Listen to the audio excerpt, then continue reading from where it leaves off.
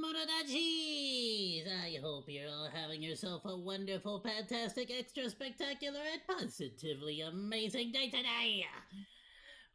Welcome! We got some awesome stuff to check out. I don't want to waste too much time today because I'm already late. I forget, that seems to be a common occurrence now. We're gonna keep Igus out because we're gonna play some more Arc later anyways. Might as well. Check it out, everyone. This is a video that I've actually been teasing. I want to say from maybe the last 2 or 3 streams. But we just didn't get a chance to get to. But I kind of wanted to find out what ended up happening with Jaguar after that whole they came out with this whole we are super the modern audience, we're gonna ooh, look at us, we're so modernized, and then everyone was like, ooh, now we don't like that, and their stock plummeted. So I kind of wondering what ended up happening to Jaguar after that, because I don't really see a lot of Jaguars out in LA anymore. I will be honest with you. Which is wild, because here is California, right? You would think it would be one of the #1 places that would have super, what would the term even be? I don't want to say woke, because woke is more insult than it actually is. And I don't care enough to insult anybody that, believes in that, that sort of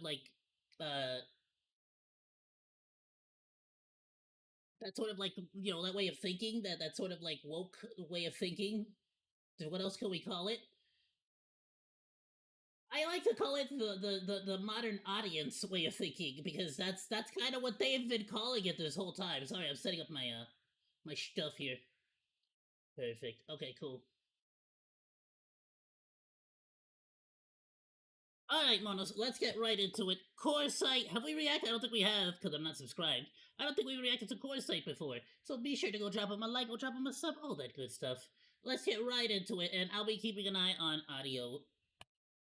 In November 2024, Jaguar posted a 30-second advertisement. No cars, just models in bright colors and the phrase "copy nothing." Within 48... That was the thing though, right? The biggest thing, that I found to be wild is the fact that there was no vehicles in the ad. So what was the point of the ad? You know what I mean? 8 hours. The video reached over 110 million people. Elon Musk's response captured the confusion. Do you sell cars? 5 months later, the answer was... There you go. I mean, what else? It was like you learn about this kind of about advertising. You learn day one when advertising something, you want to put the thing that you're advertising in the ad. It's not that complicated. Barely. 49 vehicles sold across Europe in a single month, down from 1,961 the year before. And I gotta be honest with you, even with all the modern audience stuff on there, if they would have at least put the cars in the ad, I don't think there'd be that much, at least on the business side of things. I don't think that would have been as big of a loss as there was. Because it kind of shows, if you're not even putting the car in the ad and you're a car company, your priorities are not with cars. And as a business person with monies, obviously, I would want to invest my monies into a business that focuses on the thing they're trying to sell. Story of how attention became crisis, and how a 102-year-old brand gambled everything on a vision that hasn't arrived yet. By 2024, Jaguar faced a problem most companies... Which sucks too, because those 2 vehicles look kind of dope. I never even saw what they look like. I never saw those 2, this right here. 102-year-old brand obviously, this is gambled everything... I never seen these 2. Never saw this picture, this image. Never. Wow. I kind of like it. It's cool. At least they're trying to compete on, the cyberpunk look. You know, somebody's got to compete with Tesla. On a vision that hasn't arrived yet. I mean, they're not, right? By 2024, they kind of took themselves out of the competition, but you know what I'm saying. Faced a problem most companies never recover from. They were selling cars, but making almost no money doing it. CEO Adrian Mardell stated publicly that Jaguar's models were generating close to zero profitability. The company was burning resources while competitors grew stronger. The numbers revealed the depth of the challenge. Global sales had fallen from 180,833 units in 2018 to just 60. It's weird how this is a very similar story across all businesses, all enterprises. Yet for some reason, they can't figure out that it's the fact that, people can't afford this crap anymore. And for some reason, the companies are like, let's raise prices again. And they think that's going to help. 57,000 vehicles in fiscal 2024. In the first half of 2025, Damn. that number dropped another 40%, leaving Jaguar representing only 8% of parent company Jaguar Land Rover's total volume. Meanwhile, their sister brand Land Rover posted record results. The Defender alone sold 115,000 units, nearly double Jaguar's entire lineup. Same parent company, same economic conditions, same manufacturing capabilities. Land Rover thrived while Jaguar struggled. The assessment: Jaguar couldn't compete in the mid-luxury segment anymore. Mercedes, BMW, Damn, it really does go to show you how important brand recognition or brand, affiliation goes. Because literally the same exact company, just different reputations, different prices, different images in the sort of the cultural image of society, Audi dominated that space with superior products and stronger brand equity. Leadership made a decision. Rather than slowly fade competing against stronger rivals, they would abandon that market entirely and move upmarket, targeting ultra-luxury territory occupied by Bentley and Rolls-Royce. Cars priced above $130,000 sell far fewer vehicles, but make substantially more profit on each one. Quality over quantity, exclusivity over accessibility. They called the strategy Reimagine. As a business, we will be focused on value creation, on delivering quality and profit over volume. But the number that would arrive just months later, 49 vehicles sold, would suggest something had gone seriously wrong in the execution. In 2021, Jaguar announced a complete transformation. Every existing model would be discontinued by end of 2024. The brand would transition to all-electric vehicles and undergo total rebranding. Managing Director Why? That just doesn't make it. That doesn't make any sense. Rawdon Glover explained the reasoning. We need to re-establish our brand at a completely different price point. If we play in the same way that everybody else does, we'll just get drowned out. Chief Creative Officer Jerry McGovern, who had successfully designed... I just feel like most people with any kind of intelligence would be like, let's push this with maybe one generation, one series of cars, and kind of, get everybody's get a vibe check. And if the style sort of fits the boot, or if the shoe fits the foot, and people seem to respond well to it, we could make it a company-wide thing. The Land Rover Defender and Range Rover Evoque over his 21-year tenure developed a new creative philosophy called exuberant modernism. That's another thing. Your freaking sister company is a off-road company. Nobody trusts electric vehicles for off-road, and for good reason. What the company called a Is it dead yet? Not yet. They're still kicking the horse. Production halt. By December 2024, every Jaguar model would cease production. The F-Type sports car, the XE and XF. I love we're talking about Jaguar like some kind of mythical monster that the town sort of poked at until it went away. The E-Pace and I-Pace SUVs, everything. Dealerships would remain empty for over a year while the company prepared 3 all-new electric vehicles for a late 2026 launch. The first would be a 4-door GT priced around That's not a Jaguar, stupid. That's a zebra. Man, they can't even get their animals right. No wonder they failed.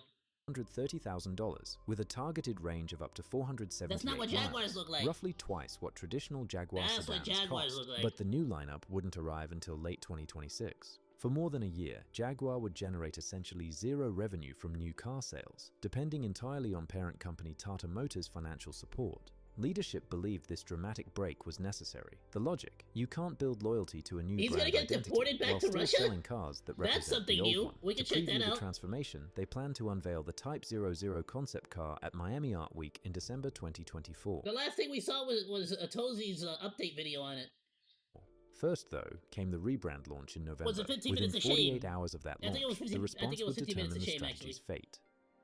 On November 18th, 2024, Jaguar deleted their entire social media history. I mean, nothing. Meanwhile, is it like changing the entire image of the company over to pure electric? Literally just copying Tesla? Years of Now that we posts, think about it. customer interactions, brand heritage, all gone. The following day, the rebrand launched. The iconic leaping Jaguar Okay, that's what logo, we saw in the Ozomatli recognized video. He showed globally up for at the nearly Jack a Doherty century, trial. was eliminated from the main branding. In its place, a minimalist wordmark, mixing upper and lowercase letters, Jaguar, with capital G and U for what the company called visual harmony. New slogans appeared: delete ordinary, live vivid, create exuberant, break molds, and most prominently, copy nothing, a phrase the company traced back to founder Sir William Lyons. Then, Okay, but tell me why they, like, you could, if you remove the copy nothing, like, they really could look like all those people that were in the Hunger Games. the 30-second advertisement released. Androgynous models in brightly colored avant-garde clothing, holding sledgehammers and paintbrushes, posing in abstract pink geometric landscapes. Like, you could have just had them sitting on the car. Like, on top of the car or something. Instead, you put them on a freaking pink rack. Not a single car appeared in the entire spot. The response was immediate and widespread. Tesla CEO Elon Musk posted 4 words: "Do you sell cars?" Within 48 Yeah, it was like, if anything, you like it's like, it was a layup for the memes. Like, I've never seen somebody faceplant so hard. Like, they took one step at the beginning of the marathon and faceplanted. hours, Jaguar's rebrand Just straight video up had generated Patrick over Star 160 in the movie, million just views hit the across freaking social floor, media hit the ground platforms, running. with Musk's four-word question falling, becoming the I guess, most hit the ground viral falling. reaction. German newspaper striping Bild stickers ran a are poll against corporate asking readers for espionage? their opinion. 93% What do you of mean? the Like, nearly that's like, is that 18,000 like, respondents voted the rebrand creepy. like, is that like a style of paint that you do to avoid corporate espionage, or? And said it no longer has anything to do with Jaguar. Critics, including British politician Nigel Farage, warned it was commercial suicide. I predict Jaguar Or is that like to stop people being able to take a clear picture of it? will now go bust. Like, so that they can't quite see the design, or like the actual like look of how it's gonna look. Because it is difficult when you add like stripes like that. It is more difficult to determine like like, it's the same reason why they paint their cows in Africa, similar to like zebras, because it's like it messes with depth perception, so you can't really tell where the curves and stuff are. Is that what you mean? Because if that's the case, that's pretty cool. Know what they deserve to. The criticism centered on a specific disconnect: a car company launching an advertisement with no cars at the exact moment they needed to convince customers to wait over a year for new vehicles. 2 weeks later, December 2nd, 2024, the Type 00 concept revealed at Miami Art Week. Presented in 2 colors, Miami Pink and London Blue, the angular design departed Who the hell is coming up with these color names? Miami Pink and London Blue? Is London like a blue? Is London like known for being like blue? I guess Miami, what, because of flamingos? Just call it flamingo pink at that point. What the hell? What do you mean Miami Pink? dramatically from traditional Jaguars. Social media reactions ranged from comparisons to Barbie's car and the Tesla Cybertruck. Maybe it's also on me. Anytime I think Miami, I think of Pitbull, and I don't know why that is. To air conditioning vents. One commenter wrote, 00 is how many you'll sell, beyond ugly. The real test would come 5 months later. April 2025, the sales data provided the answer. According to the European Automobile Manufacturers Association, Jaguar registered 49 vehicles in all of Europe, compared to 1,961 units in April 2024, a 97.5% year-over-year decline. When they say 49 new vehicle registrations across Europe, does that mean like only 49 people purchased a car and like actually registered it? Jaguar's response was straightforward. These numbers reflected their intentional production halt, not market rejection. No production meant no inventory to sell. It was a fair point. You can't sell cars you're not making, but it raised a bigger question. Did the transition have to work this way?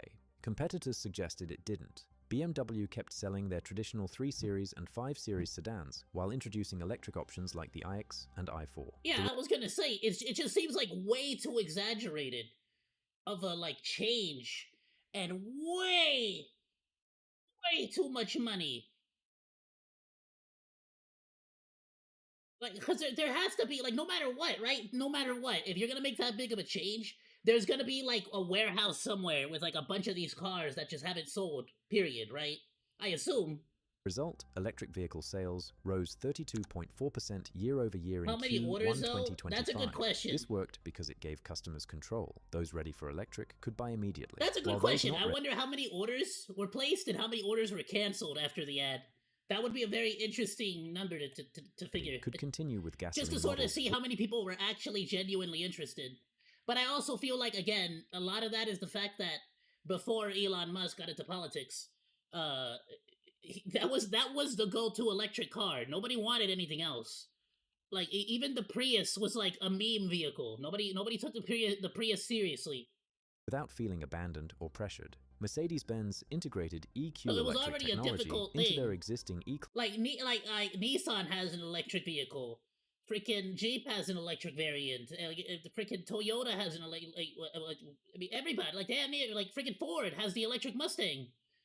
You know, so it's like everybody has electric vehicles. It's just nobody really talks about them. Class and S-Class platforms. Rather than discontinuing everything, they maintained customer relationships during the transition by letting people stay with familiar models while electric And I'm options... just gonna say it. It's 100% Elon Musk's fault why that is. Like, from everybody I've spoken to that owns an electric car, they're pretty much paying the same shit, except they have to go to a special electric station, and they gotta wait like 2 hours. Not 2 hours, right? I'm exaggerating, but they have to wait and play freaking on their phones while their car charges. matured. Audi kept their A4 and A6 in True that. showrooms while introducing the e-tron line. Electric sales jumped 50.4%. Like, if you actually want to transition, you better make that thing way better than gas cars. Not ultimatums. They respected existing relationships while building new ones. They gave people a bridge, not a cliff. Jaguar had chosen the cliff. Dealerships across Europe and America remained largely empty. The company announced plans to reduce their US dealer network from 122 locations to just 20 curated stores. The consequences were just beginning. In May 2025, Jaguar terminated their relationship with advertising agency Accenture Song, despite having a contract through mid-2026. 3 months later, CEO Adrian Mardell announced his retirement after 35 years with the company. His replacement, P.B. Balaji, formerly CFO of parent company Tata Motors, took over November 17, 2000. Isn't it just interesting how you make these wild, crazy, huge changes, and then right when you're in the thick of all of it, you just bail. You just get out. All right, I'm done. Let somebody else deal with this like mess. You know what I mean? Like, what the hell? 5. No, screw you. You should stay. Like if you gotta stay here and deal with this mess. Assuming he helped cause it, right? I don't know. It might be a situation where he's jumping ship because he saw that the captain was sinking it. You know. Later, exactly 1 year after the Type 00 reveal, one more executive. You're right. They went to like hydrogen or something. It's like a whole it's a whole other thing, right? December 2nd, 2025, exactly 1 year after unveiling the Type 00 concept, Jerry McGovern's 21-year career at Jaguar Land Rover ended. Well, I don't really, at least here in California, I don't really hear jack squat about it. The chief creative officer was dismissed and with all the freaking electric stations are like, you would think here they'd be like all over the place. They're so hidden. And if there is a place that has them, you have to pretty much go into like the really nice neighborhoods. And even then it's gonna be like 2-3 stations. You know, and it's always full. effect. Industry sources reported that McGovern was escorted out of the office. McGovern had successfully designed some of JLR's most commercially successful vehicles, the Range Rover Evoque, the Land Rover Defender, the Range Rover Velar. His most recent project, the Jaguar rebrand, had generated significant attention but limited commercial success. Notably, McGovern's own design team had expressed concerns earlier. In 2022, more than 24 designers sent him a letter objecting to outsourcing the rebrand to Accenture Song, rather than keeping it in-house. Reports from automotive industry publications described the mood at Jaguar dealerships during this period. Indians, women, and Dan Clancy seem to be involved in corpse going down. What is that? Many What does dealers that reported take? similar experiences, customers inquiring about new models with I no get the vehicles other two, available but to the show, Indians? no test drives to offer, and only concept images to display. Some customers indicated they would consider competing brands. I'll rather say than that much. I for some reason there does seem to be a very weird connection. The company declined to officially comment.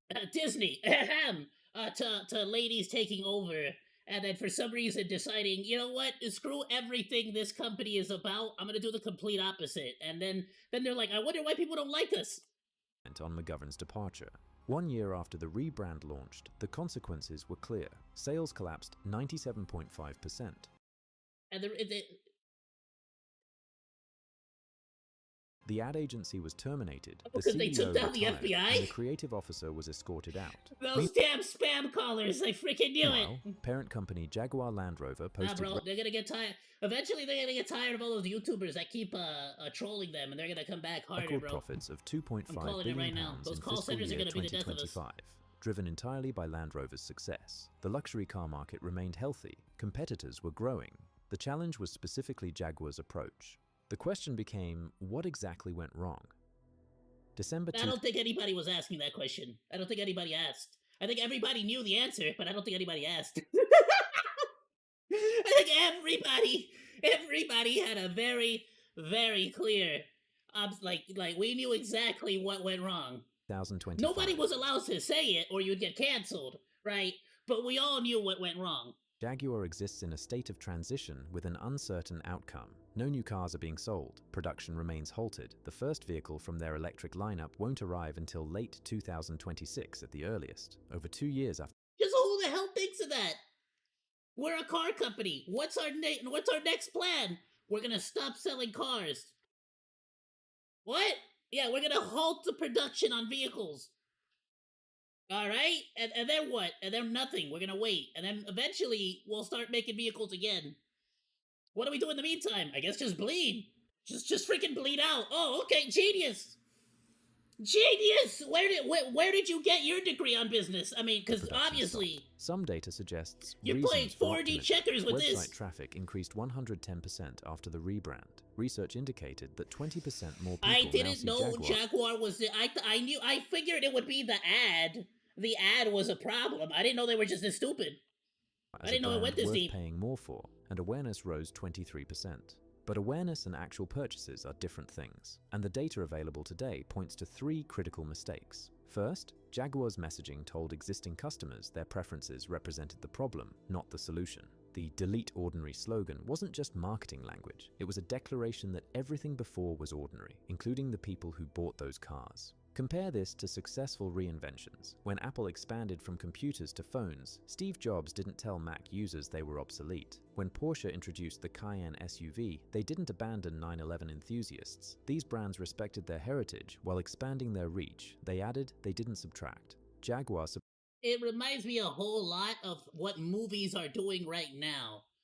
And there's a lot of examples.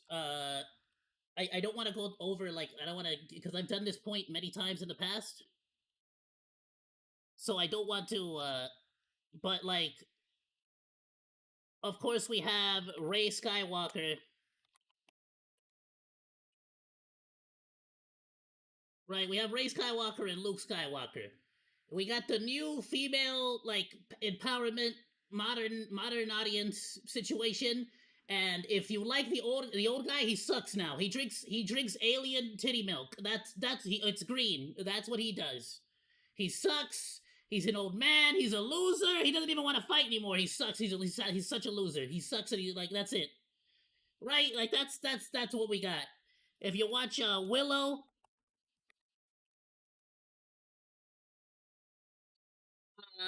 not a lot of I don't see a whole lot of fans for Willow, but if you like the original Willow, you know that this was the hero, right? The wizard. That was the whole point. Of course, in the remake, he sucks. He does he's trash. Everyone hates him. You need to follow the new female lead. She's the important one. These people. Not him. He doesn't matter anymore. Even though he was the main character, he sucks. He's forget that. The old sucks. All the old shit that came before sucks. Only the new things you have to like. And the problem is that they don't like oh, like this was cool, but now we're telling a new story. This is cool. Jaguar is cool. You know, the old Jaguars were awesome, but now we're doing something new and innovative. No, they have to trash everything that came before it. They have to like insult you with it. It's like, why? You're not gonna attract any bees with vinegar. You need honey. You're never gonna, like, come on. This is day one knowledge. Common Subtracted sense. first and planned to add later. Second, the company generated massive attention. The rebrand ad received over 160 million views, with Elon Musk's four-word response becoming its defining moment. I did but not hear attention about without any of those credibility controversies, creates my problems dude. for six-figure purchases. What's going on with Turkey Tom? I don't recognize the rest, but Turkey Tom, we might check that stuff out. We got a couple videos. I want to check out the Jack Doherty situation. Where trust determines Or the outcomes. Vitaly situation, When if he is Porsche getting launched the deported. electric Taycan, they brought journalists to test I got a tracks Jack and let Doherty them video for experience later. the vehicle. When Tesla launched, Elon Musk had already built credibility through years of delivering against skepticism with the Roadster and Model S. Jaguar asked customers to trust The Roadster was amazing. Just solid. But not a lot of people, unless you were like really into cars, knew much about it. Let's be honest, right? Not the same way that people just recognized Jaguar. Just knew who Jaguar was. Like just the brand recognition, you know? them based on abstract concepts, bright pink So I concept agree with cars him, and I just promises of don't, like- vehicles arriving in over 2 years. No test drives, no reviews, no proof. Just delete your history, trust us, wait 24 months. Third, the company stopped all production 24 months is insane. 2 years. Who the hell just says, let's just stop being a company for 2 years? Like, of course they didn't stop being a company, right? But, like, can you imagine just any company just being like, we're gonna stop selling our product for 2 years. Keep paying employees, keep giving out bonuses at the end of the year, I'm assuming. I don't know, right? But like, who the hell thinks of it? It's just so stupid. eliminated their brand history, alienated their customer base, and bet everything on vehicles that wouldn't arrive for over 2 years, with no contingency plan. CEO Mardell had explained that existing models generated close to zero profitability, which made discontinuing them seem logical, and Tata Motors' financial strength provided the resources to attempt this transformation. But financial capability isn't the same as strategic wisdom. The question isn't, can we afford to try this? The question is, what happens if this doesn't work? Jaguar's answer, we'll find out in 2026. Here's what we know today. In 2024, Jaguar was selling 1,961 vehicles per month in Europe. The brand had problems, profitability near zero, sales declining, market position weakening. But 1,900... Oh my goodness, dude, I just gotta say this one thing. I never get a chance to freaking take my car out like this unless I'm going to Vegas. It's a 3-hour, well, it's a 4-hour, but I can do it in 3-hour drive that it's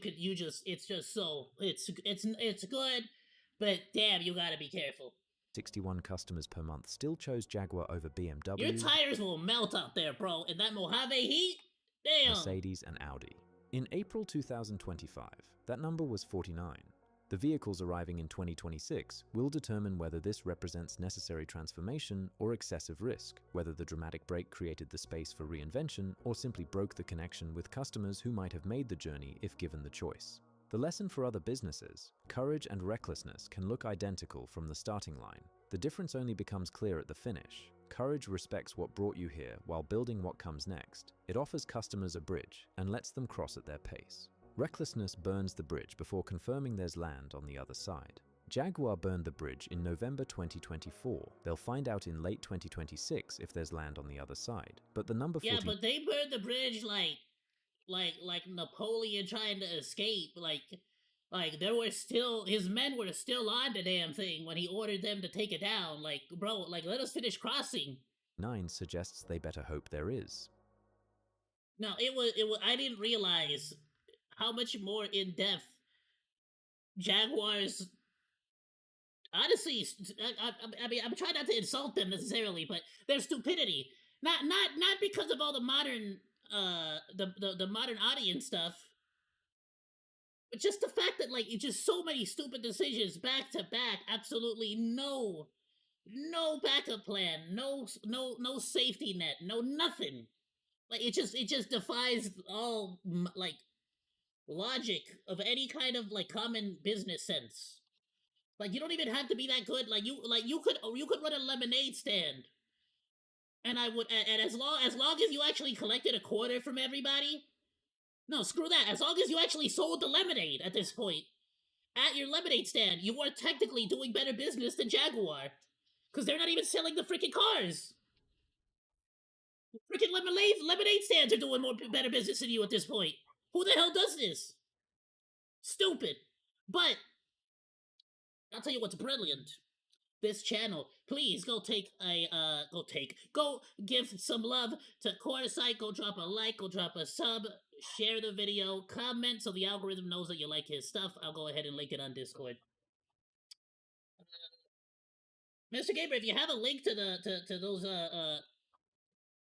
to a video explaining all that whole situation with Turkey Tom, I'll take a look at it for sure.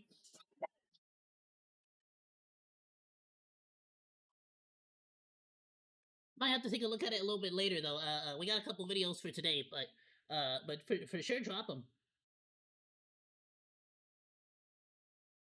The only thing that can save Jaguar is Jeremy Clarkson. Honestly, I'm willing to bet that if they fully did an entire like event with Jeremy Clarkson, like a full on like we're gonna unlock every Jaguar and not that like maybe they could force him to use one of the new ones, maybe like right because why not, business. But really, if they just told him, hey, you have the vault, take any of the Jaguar vehicles and just I need y'all to just drive around the world or something, like just anything like that, they would absolutely win back some audience. I guarantee it, because it would just sort of show that they're like slowly going back to their to what they used to be, But I doubt we're gonna see much of that, honestly. Hey, welcome, Wes.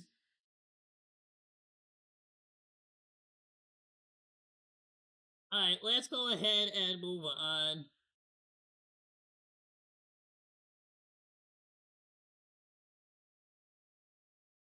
Since you mentioned it already, Mr. Gamer, where the frick,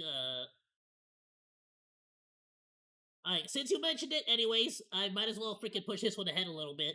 Yeah, so Jack Doherty, apparently, I was wrong. I assumed he got caught with, he got caught with ganja.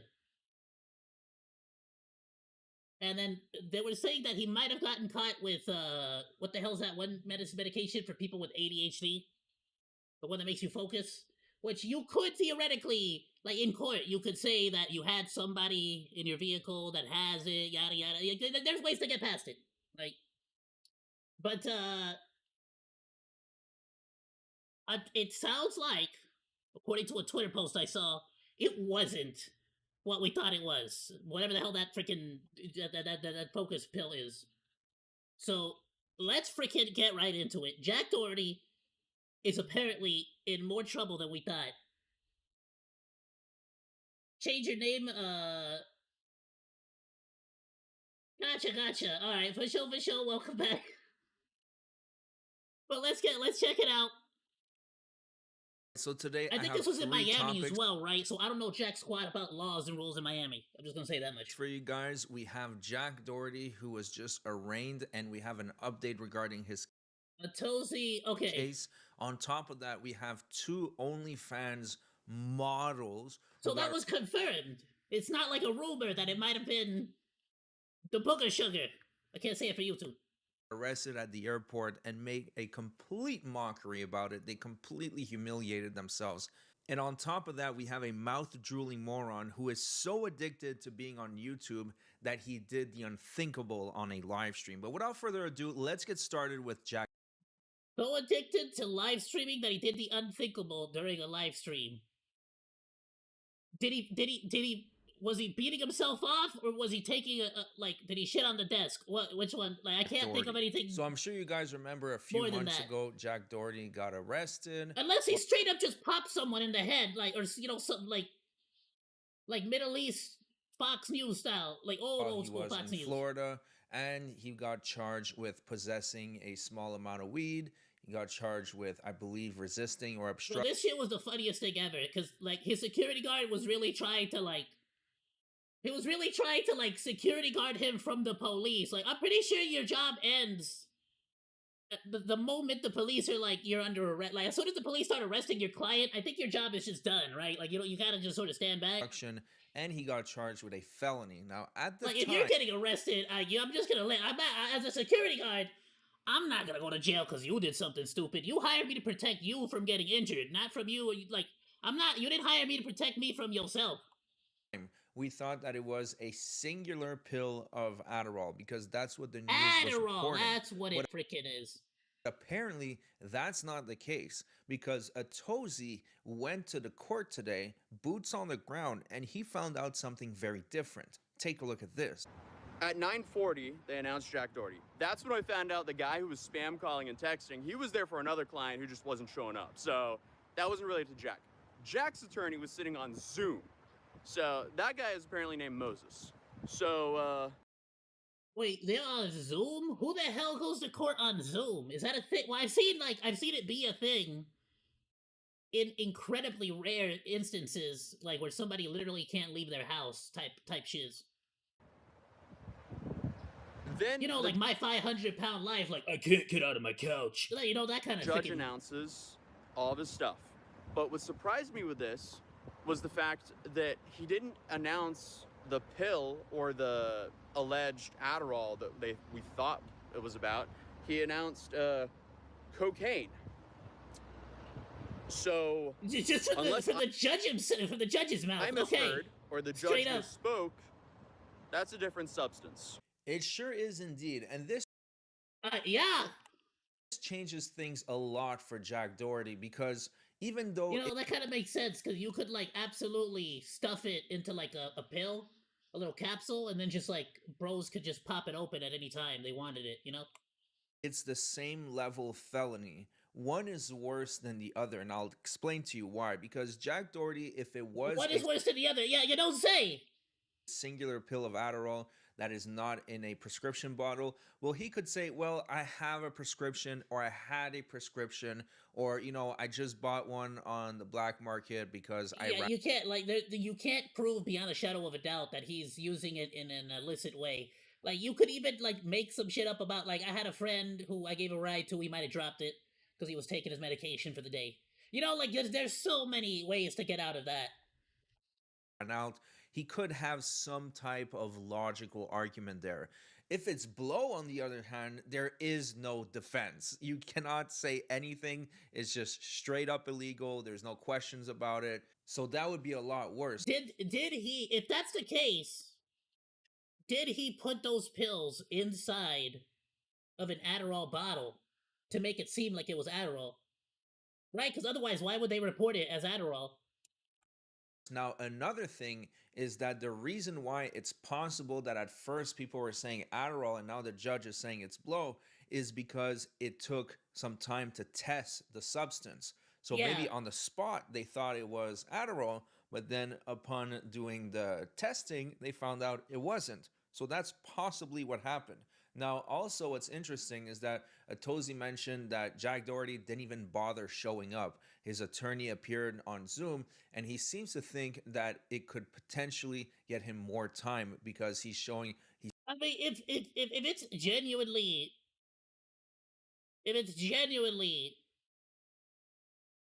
powder... Yeah, not showing up, it kind of makes you look like... What is it? It's like, I forgot what the term was. There's like a Latin term for it, but you basically don't want to make yourself look more guilty than you actually are. You kind of want to show up and give face, but if you're not there, the judge starts to question, like, is this guy trying to escape? Is he fleeing? Is he trying to avoid prosecution? You know, at that point, the judge is going to be like, if I give him, you know, a prosecution, is that the word for it? If I give him a judgment that's like not in his favor, basically you go to jail or something. Like, is he going to run away from me? You know, like you need to show up. Like that's just that's just stupid not to show up.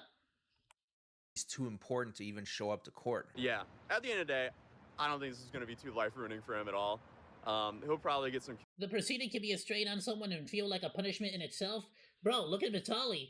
Have you, like, his before and after images, like, from before, like, when he initially got arrested to now, he looks absolutely destroyed. Community service, but who knows, because he is facing up to 5 years. So, if the judge isn't having it, especially with him not showing up twice, who knows what happens. Anyway, yeah, no, those are 100% chickens. There are some chickens here. Why? So, yeah. Where the hell is he? There's chickens in Miami? It may have an impact, or maybe it won't. Maybe the change of substance isn't a The hell big do y'all got going down over there in Miami? deal. But yeah, I find it interesting that TMZ and all the other news organizations reported that it was a certain thing and then it's something else. But anyways, we'll keep an eye on... Yeah, it's very interesting. Similar to like that one guy that did the reporting on the Somali daycares. It's like there's a very obvious like animosity from like the mainstream media with all of these like YouTube journalists. Jack Doherty, this is the first time he might face some actual consequences. And it's like, bro, like when's the last time y'all saw an actual news reporter from a news station actually go outside and go do some real reporting, like some real journalism, and not just like, guys, I'm standing outside the building and kind of generally talking about the topic. Even though you guys have already said all the information from the studio, for some freaking reason, I have to stand outside over here in front of this courtroom. There's no way to tell if this is even the real courtroom from Miami. This could just be a random ass building from here down the street. But you know, back to you, Todd, Mr. Newsman. His nonsense, but we'll keep an eye on it. Now let's move on to the next topic. This is really, really insane. You have two OnlyFans entertainers who got arrested at the airport, and they made such a song and dance about it. It was really, really sad. Take a look at this.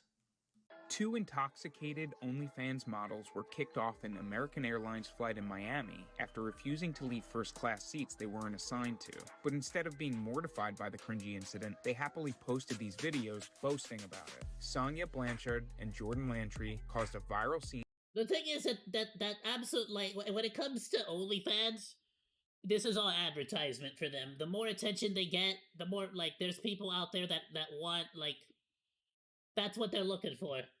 Before takeoff, as seen in the viral videos they uploaded to their Instagrams, where they were shouting at airline staff as police were called on board and caused an embarrassing scene. You have your boarding passes? That's crazy. No, we don't. Obviously, we're drunk and you guys don't want to deal with us. We don't have a boarding pass. The that one, cool. Look at us. Look at us. No. Literally, these are thoughts that just have never been told no in their life. But we all know where this ends up going. Let's be completely honest. They either have two choices. Keep going this way and eventually lose it all with your age, or start getting a bunch of freaking plastic enhancements to keep your career going. But I'll tell you one thing. The airline absolutely should put them on a no-fly list. Like, just to make sure that that nobody ever has to deal with these annoying, like, you know what I mean? Both were charged with misdemeanor trespassing and booked into Miami's Turner Guilford Night Jail. But if that was meant to teach them a lesson, it fell on deaf ears. After their release, the pair bragged about it online, posting Damn, yeah, they look ratchet. Alright, yeah, no, okay, mugshots to got their it. followers. Now the influencers are selling merchandise featuring their booking photos and calling their arrest iconic. The mid-air meltdown is far from an... So they thought that... Let's be completely honest though, right? Like, if the Kardashians kind of proved that all negative attention is positive attention when it comes to situations like this. So it's not like Paris Hilton, you know, like they proved that this is exactly the kind of attention you want to get when that's kind of your entire thing. Because they're OnlyFans influencers, they were entitled Not to all hoes are entertainers, but all entertainers are hoes. Hey, we all sell out for the money, baby. get the premium seats. I'm no I guess, different. the I'll business sell out real class, quick. even You though they kidding didn't me? pay for Pay it. my rent. That just shows that they're completely disconnected from reality and are just massive Karens. Now, I'm going to show you the footage that they voluntarily uploaded to their social media, which is so unbearably cringe. So I'm just warning you guys, it's quite possible that you may suffer some secondhand embarrassment after watching this. I love you if you let me. Say my name.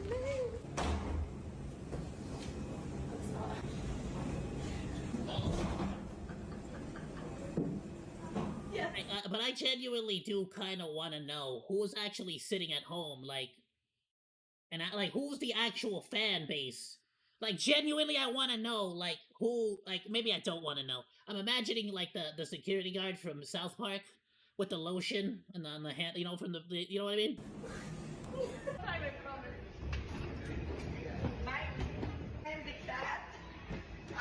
The shit that we pull. Look at us. Look at us. No. What? We're supposed to look at us. Because we're doing that. We look like we look like $1 million. $1 million. No, you look like you look like you belong to the streets, girl. What do you mean? Trying to be sexy in the background. I want to be a background dancer. I really want to miss my fun. We're gonna get like with that, like that is the most ratchet behavior ever.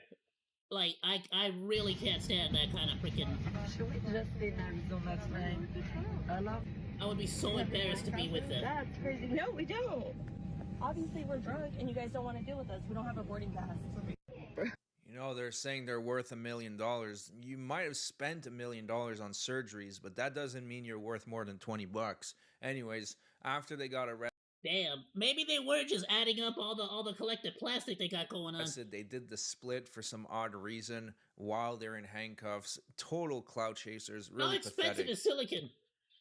Anyways, I do want to show you the third topic, and this is really something else. When I first saw this, I don't think I've ever seen anything like this on the internet before. All right, so this happened on a talk. And it sucks because it really, it's like one of those things where it's like, these are also the same kinds of people that want to start turning, what's the YouTube safe way of saying it? They want to start turning adult work into real work, quote unquote. Meanwhile, this is what we get as far as like representation for. I do want to show you the third topic, and this is really something else. When I first saw this, I don't think I've ever seen anything like this. Yeah, they do this and then they take it up the butt. Like that's basically what real work. What they're trying to say is real work. So it's kind of like, yeah. You're not exactly making a great argument here. On the internet before. All right, so this happened on a talk show called Chaotic Truth. Some of these girls have amazing ability to look fine on camera, but not these girls. No, absolutely, 100%, totally agree. Both in the adult industry and just straight models that don't really do adult stuff, right? Of course they do, right? Obviously. These are just ratchet as hell ladies. Like, they're just cup of tea, but if you're into that, like it had nothing to do with anything. Even if they didn't work in OnlyFans, these ladies just they're absolutely thoughts. Like, just don't even.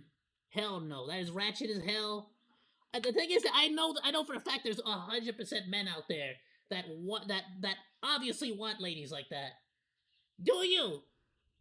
I can't freaking stand that shit. That must be annoying as hell.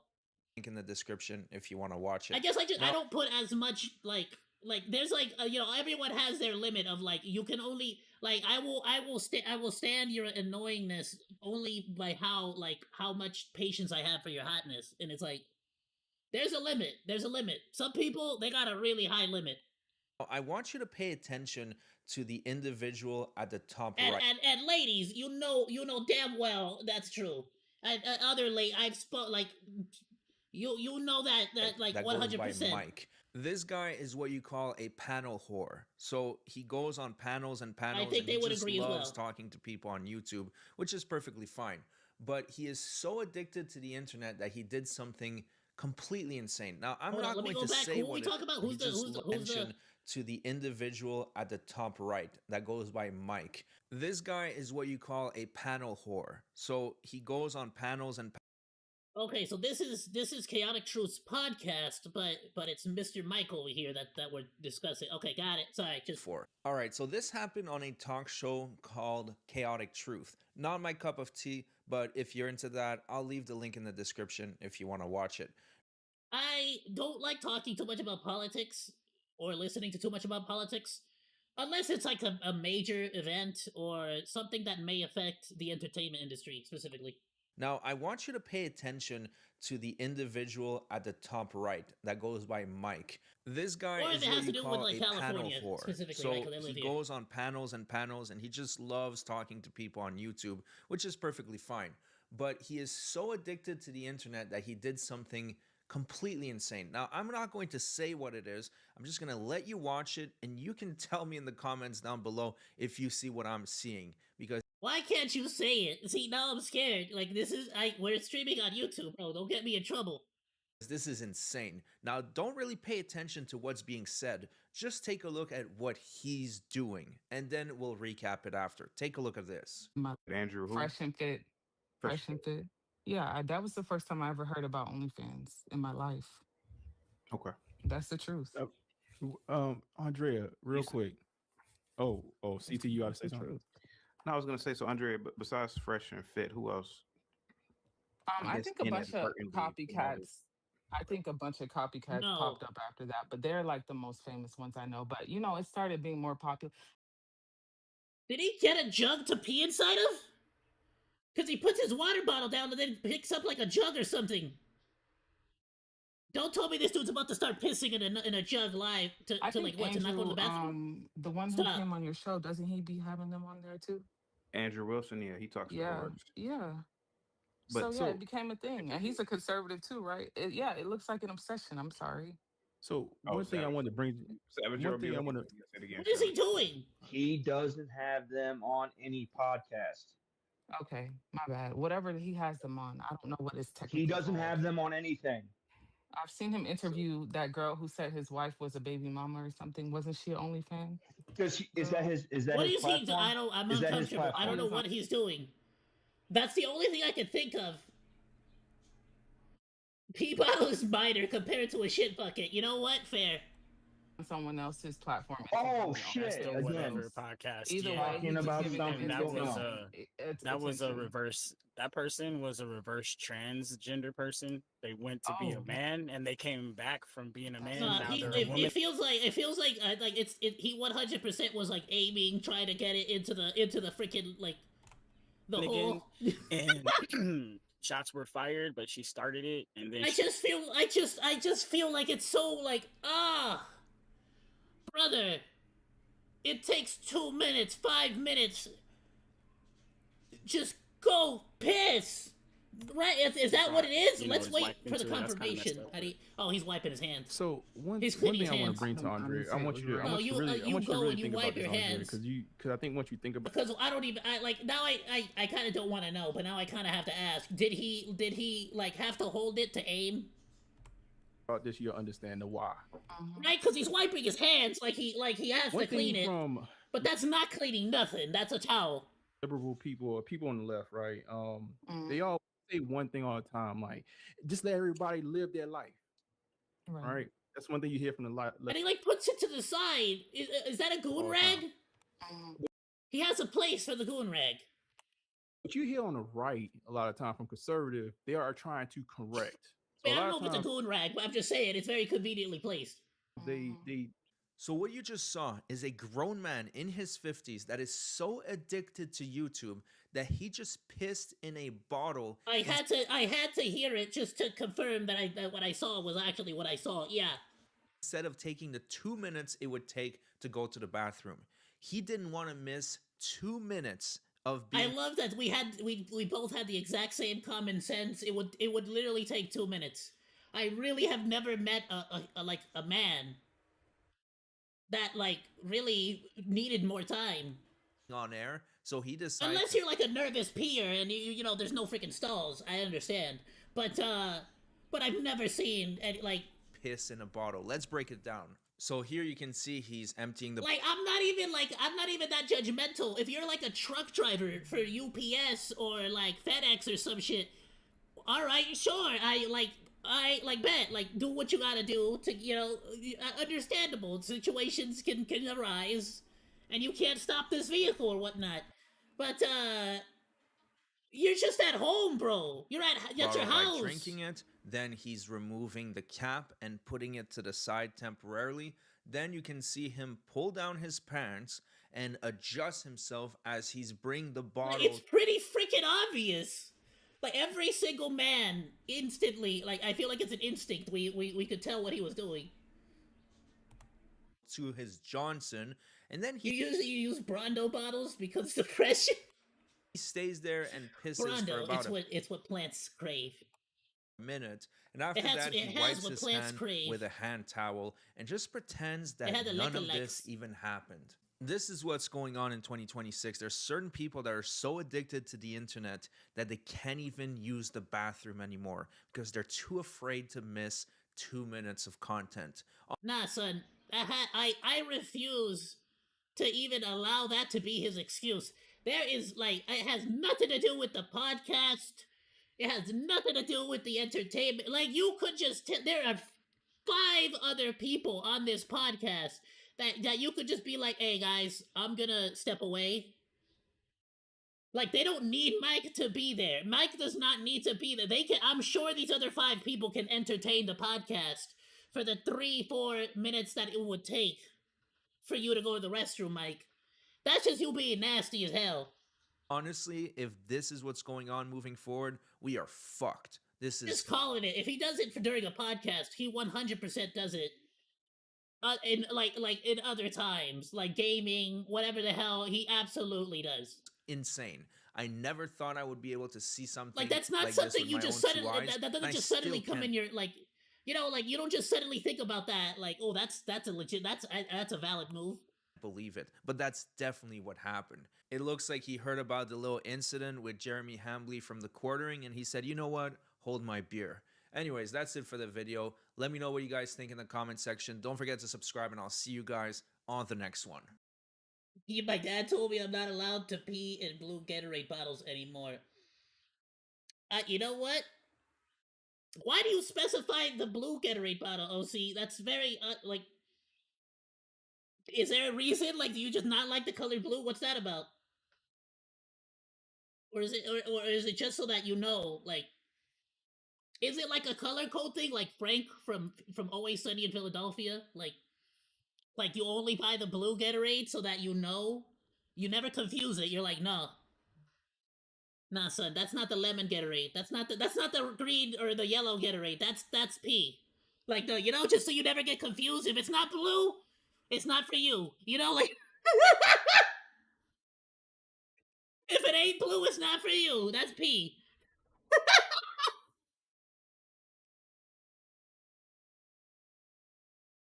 It's actually smart if you think about it. It's actually smart. Nah, tell them you have to pee in the blue Gatorade bottles. Because if you pee in the other ones, you might confuse it. It's valid. It's valid. Oh, he was very pissed about it? Oh, I understand. Freaking hilarious. Alright, well, please go drop 15 Minutes of Shade a like. Go drop him a sub. Go drop a comment so the algorithm knows that you like his stuff. Let me look up that whole situation with Vitaly if there is something new. I recently saw the last update from Atozi. But, well, no, I think it was 15 Minutes of Shade. But let's see if there is something new.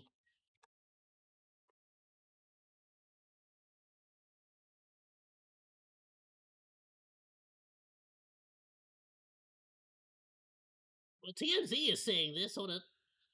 YouTuber and streamer Vitaly is being deported to Russia after spending about 9 months in a Philippine prison. Vitaly is known for... Look at him, dude. Look at him. He looks like what happened to Rick Grimes in The Walking Dead. His extreme pranks and stunts, which have gotten him arrested after spending about Oh my god, what the hell?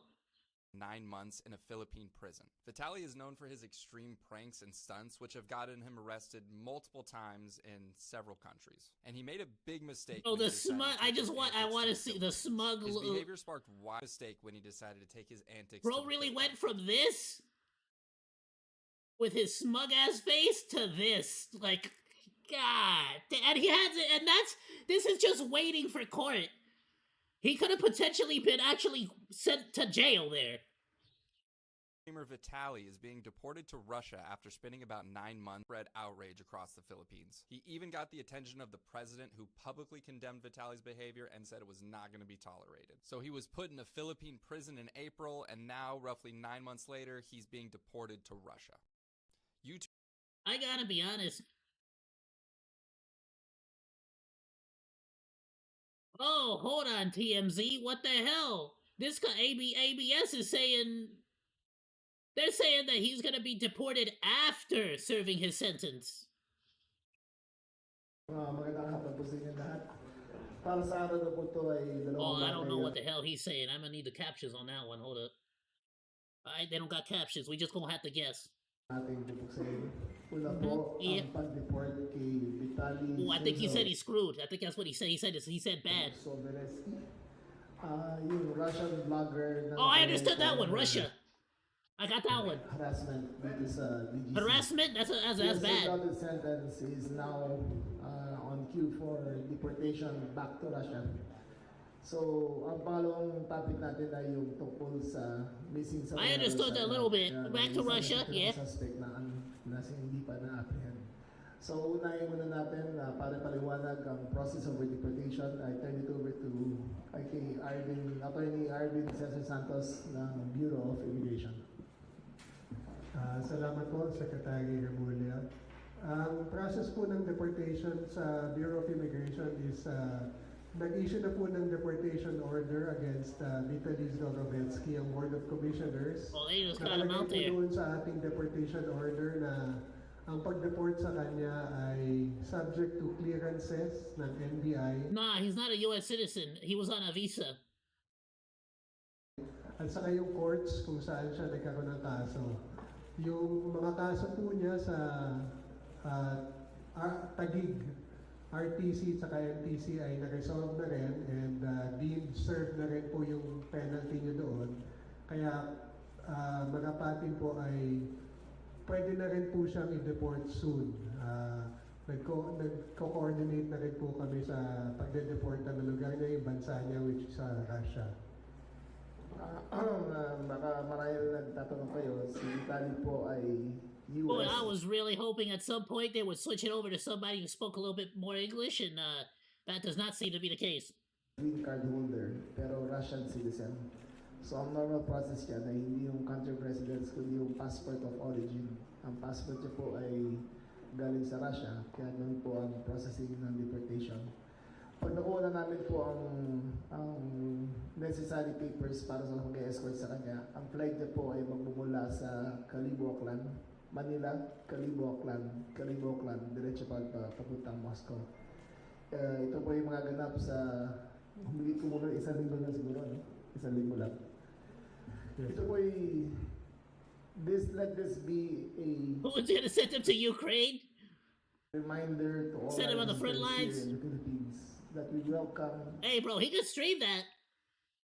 Whether we always welcome tourists and visitors. We treat them with respect. We accept them, and we expect them to follow the same. Honestly, rules. if his mentality hasn't changed, I could see him trying to freaking stream that. As we follow the same rules when we travel. We have no ill feelings against Vitaly. He has served his time and he has shown his remorse, and he is now a free man when he goes back to Russia. Oh, then yeah, they're not gonna give him any additional time. They're just gonna kick him out. Bannana. So thank you very much. Yeah, he's not smiling as much anymore. I wonder why.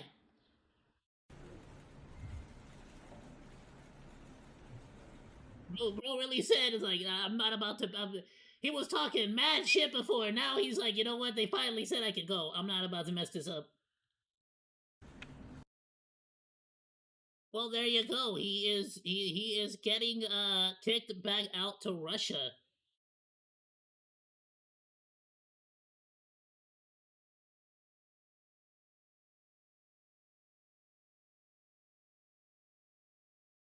So yeah, he does have his U.S. green card, but he's a Russian citizen. So that means he has to, if he wants to go back to the U.S., he has to pay for a ticket. That's kind of, I feel like that's just a kick in the freaking, kick him while he's down type deal.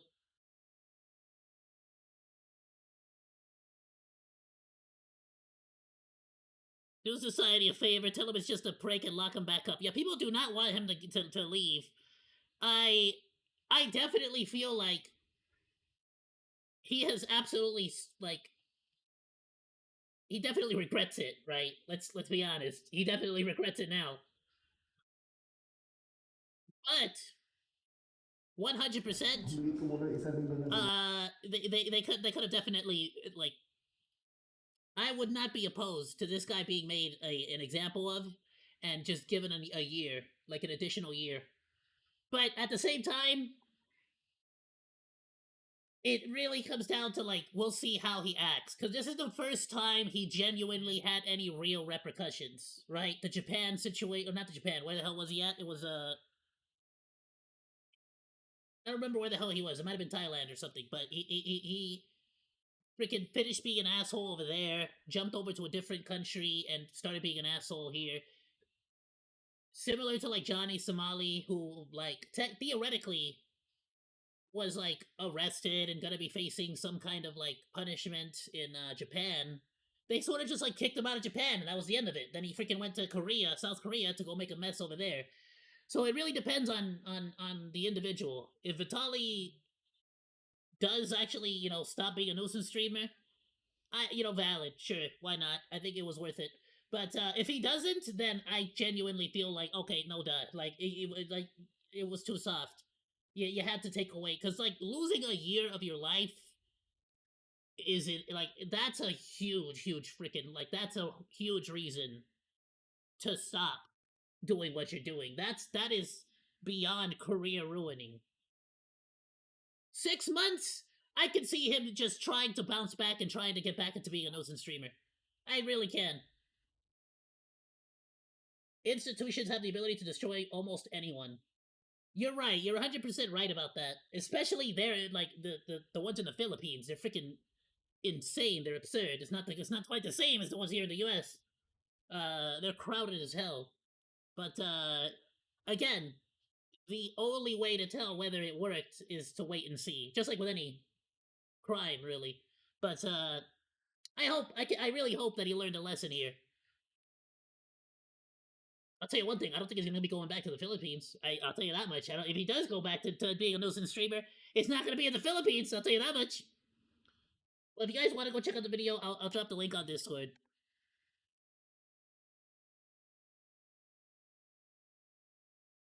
Meantime, this one is honestly kind of a meme, but also kind of true. I kind of wanted to check out the reason why RAM is getting, like, hella expensive. But we got, like, I wanted to start ARC at around 7 o'clock ish. So let me push this one back a little bit. I want to get to a couple of other ones first.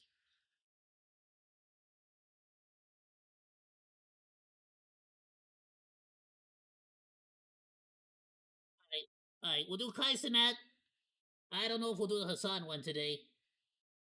Apparently, he got caught shocking his dog again. I want to see it before I believe it, because I definitely got accused of trying to ride the hate train on Hassan way too much and lying and all this other shiz. So I'm gonna give y'all the benefit of the doubt and say that maybe it's just memeing. But we'll see. We'll see. But if it really was, I'm gonna go hard. I don't give a fuck. Alright, let's do it. Neural and Vito are guilty. They're guilty. Guilty of what, bruh?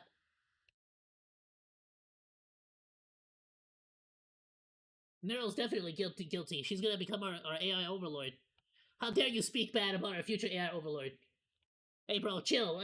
Let's not talk bad about Nero, okay? When Skynet comes around, I'm not trying to get freaking. Oh, you said for the RAM prices, it's Nero and Vito. Alright, yeah. If it's Nero, then let's just give her all the RAM she wants. I'm just, I'm just, I'm just saying, Skynet and whatnot. Let's just give it all. She can have all of it. Just give her whatever the hell she wants. Anyways, Kai Cenat has quit streaming. Is this actually true, or is this just like clickbait? I don't actually know, but WestJet's actually legit, so maybe? I don't know.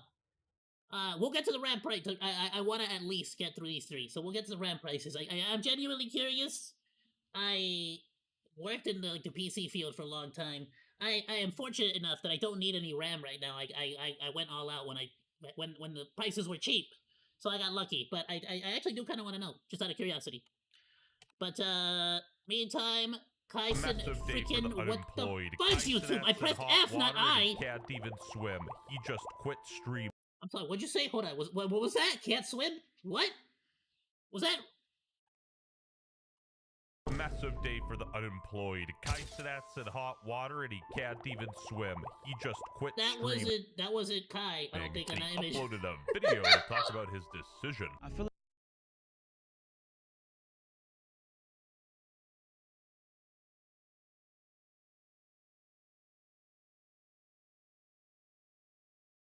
What happened?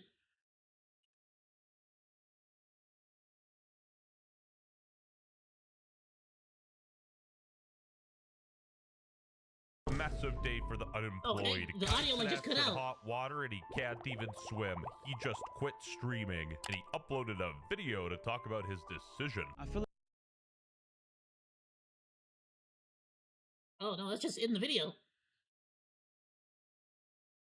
Oh, I thought I muted by accident or something. No, that's just muted in the video. myself. Basically, he went to Italy and he quit streaming to work on. Oh, I was losing my mind there. I really thought I accidentally muted or something. Okay, well, let me see what he actually said. What, did this get muted for, like, for copyright or some shit? He uploaded a video to talk about his decision. I feel Also, who the hell makes a video talking about... I guess, you know what, maybe. Yeah, I guess. Like, you make a video talking about quitting, but that's if you actually quit. But if you make a video about quitting and then come back, then that's just corny as hell. That's just cheesy. I need to self-reflect and take a step back from the broader perspective of what their life has been. I believe that there is more to this world, okay? That is much more than myself. Basically, he went to Italy and he quit streaming to work on his clothing company. Oh, he's just tired of streaming then. Just say that. Energy and passion to want to do more. Yeah, I think it was auto-muted for copyright, but like what the hell was he... Was it the music that was getting copyrighted there, or was it like his words? Just a weird mute. Is within me. That is why I quit. And yeah, Kaisenat actually hasn't been live for a pretty long time. I started speculating that the Twitch CEO, Dan Clancy, molested him or something. Anyway, what the hell? You know what? Nah, yeah, Dan likes some, he's more into those e-tots.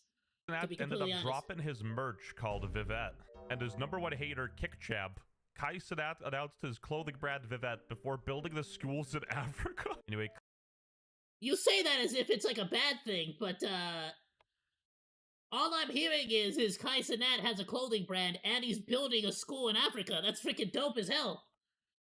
Anyway, Kai got a little black book, a death note, if you will, of his sketches and stuff like that, and it was pretty neat to see. And the website's pretty cool too, Vivette. You got the book moving around, open journal. Listen, I'm not gonna like shit on it. I totally respect it if that's the decision he wants to make, is to quit streaming and focus more on his brand or whatever. But like, I'm just not like, I always find it corny and cheesy as hell whenever people try to make all these like insane, crazy reasons for why. I found extra. I found perspective and the universe spoke to me in a moment of clarity, and it's like, brother, you just want to you don't want to stream anymore. You're sick of it. You don't know what else to do. You're kind of done with it. It's kind of like what like Logic. He just sort of said it. He's like, guys, I made some of the best music, the best raps I've been able to. I haven't really been like made anything that I'm like, I haven't wrote anything that I'm like, oh, crazy, outstanding. So I think I'm just done. I think that's all I had. I'm good. Like, it's like, bro, retired with dignity, with like some, with like he retired at the top, basically, so to speak. Oh, come on, bro. But here is where the drama started. Kai Cenat ended his video by saying, "Thank you to everyone who supports me no matter what. Always remember, you can do everything you put your mind to." For the past few weeks, I have been uploading videos to my secret channel this entire time. And if you guys want to see what I've been going on, click the top link in the description. It's called Kai's Mind. And his second channel's dope. He's trying to improve himself. He's lifting. He's reading for 15 minutes a day. He's learning about habits.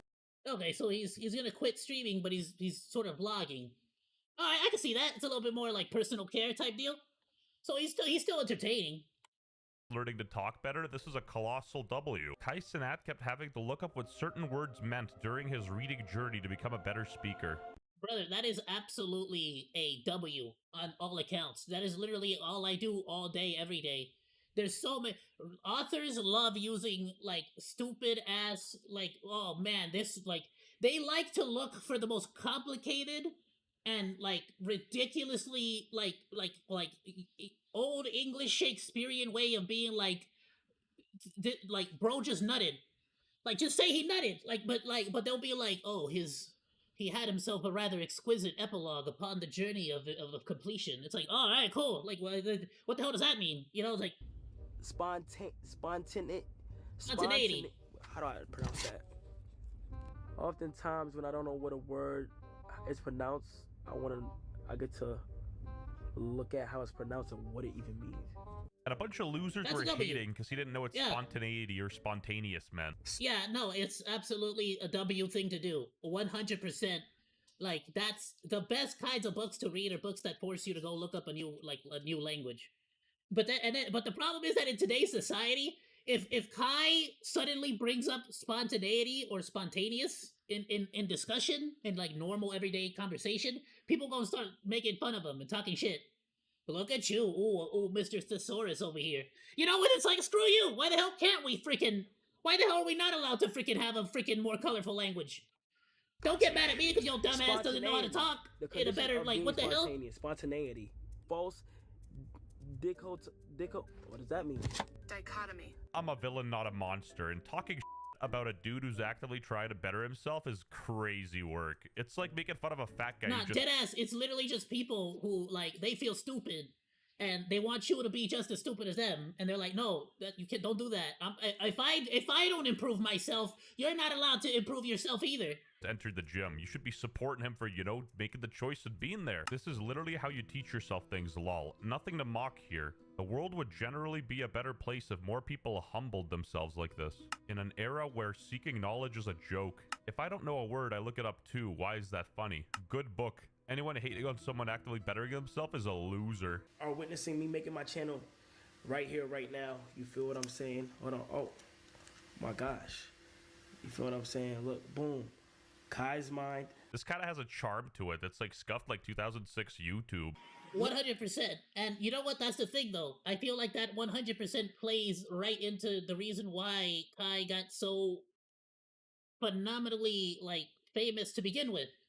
Because bro has always been genuine. He's never, like, fake.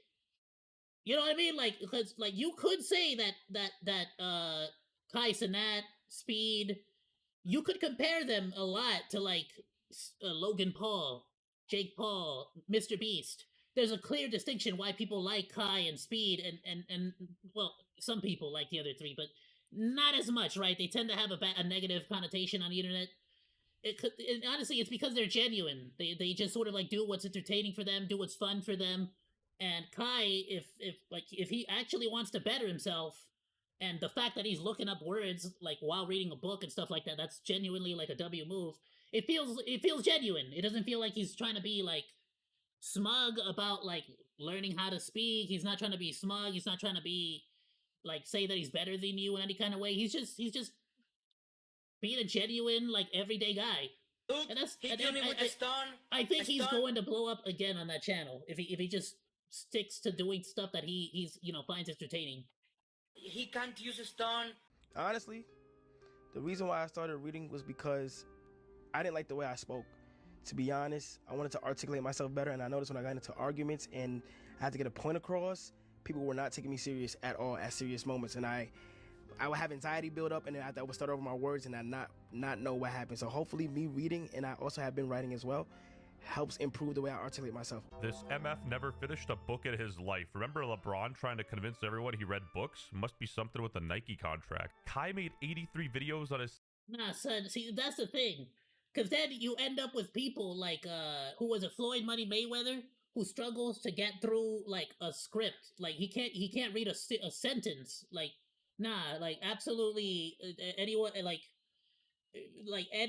anyone who talks shit is like a loser, flat out. Like, second channel. I'm pretty sure dude finished a book within the duration of these videos already. Anyway, this tweet went pretty viral too. People really act like we're not forced to read entire books since like elementary school, middle school in US. Kai ruined Twitch in my opinion. It's all literally kids jumping up and down, screaming and see who can say the N-word most in a sentence. Nah, son. That's the stupidest take I've ever heard. You can say that about so many people. Not about Kai, not about Speed, not about Queso, there's so many. Well, I mean, Queso's more gamer, right? I guess, but like there's so like you can't you could say that about a lot of people, but not the current top streamers, in my opinion. So many words that will last a generation. The amount of damage he accidentally did to society will have to be studied in the next 10 to 15 years. Anyways, best of luck with the clothing stuff. Calling Kai Cenat's old content poop. Look, his bro, Rakai, right? That's Rakai. Like, maybe. I'll give you that one. Maybe. Not Kai. In the butt I'll give you Rakai, maybe. But the new direction he's heading, W. And I don't know, but I never seen that one dude who also recently was also getting like hella into a situation with Iron Mouse. I forgot what his name is, but he's always hanging out with Rakai. Maybe them, I'll give you that, but I haven't even watched them that much. But I no. Bro pulled the heist of a century, begging for 1 million subs, and then check it out. Gotta respect the play. Streamers are losers. People really mad because bro just is just like, what? Like, he doesn't owe you. Like, it's not like he doesn't have a debt to society. Well, he has to be. He has to keep streaming. That way. He hit 1 million subs, quit streaming for 3 months, and came back with a clothing brand to milk even more money from his audience. Bro thinks he's Rick Owens. Performative final boss. Holy. Skip to the end and it's just a clickbait ad for his new clothing brand. Yeah, his friend Ricegum over here made his own brand, and I think he inspired... That fool, yeah, him. He and Rakai, I tend to see a lot more just screaming and hollering and absolutely nothing. Like, no genuine sustenance to the content. But even then, that's not the entire stream either. You know, they definitely have their moments. Big news for the unemployed. Bro, this new I Quit Kai Cenat video has at least he didn't do a meme coin. Nah, facts though.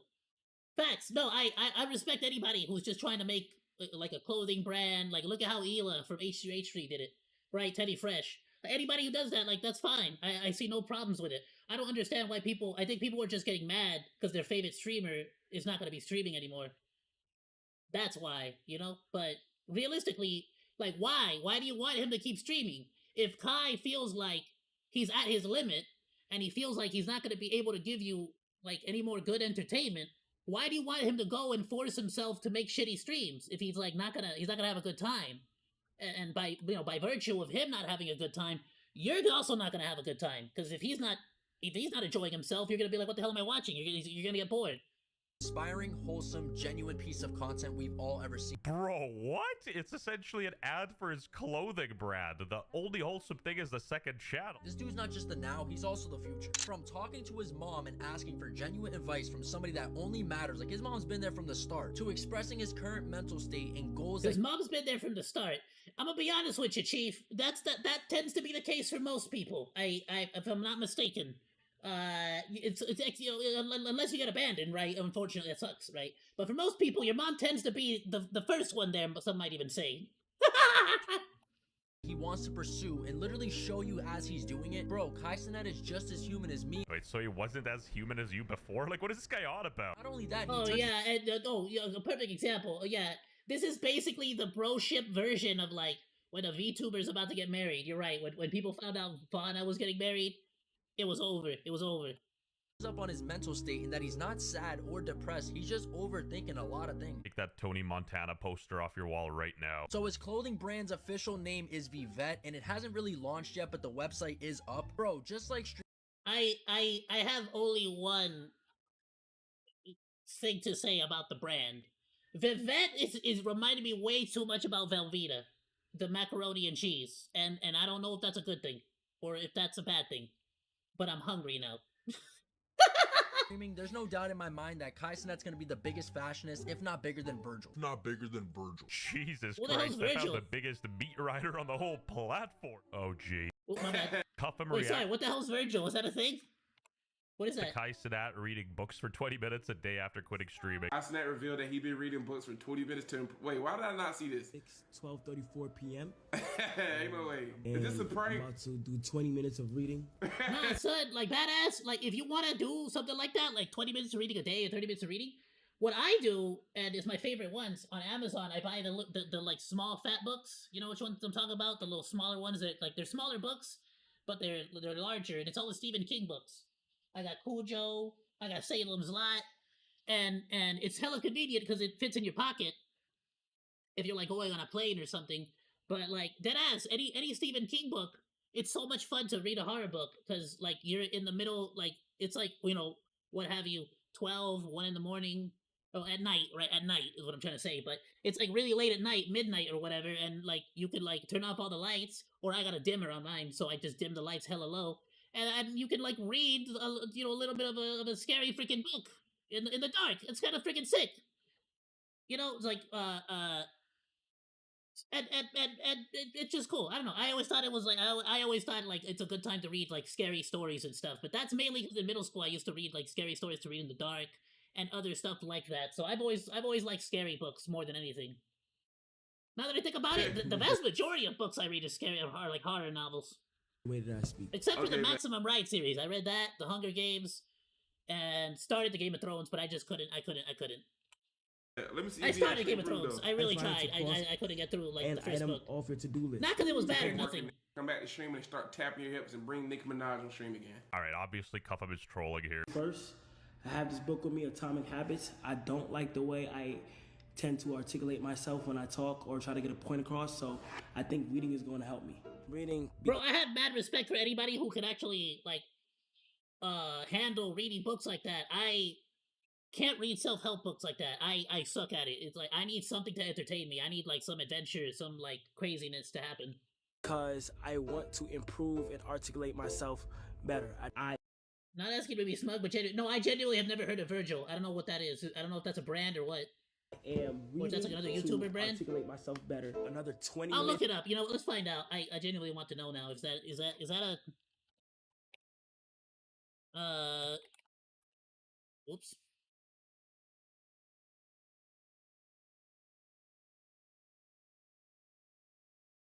I typed in Virgil Brand and I got a guy named Virgil Brand. I don't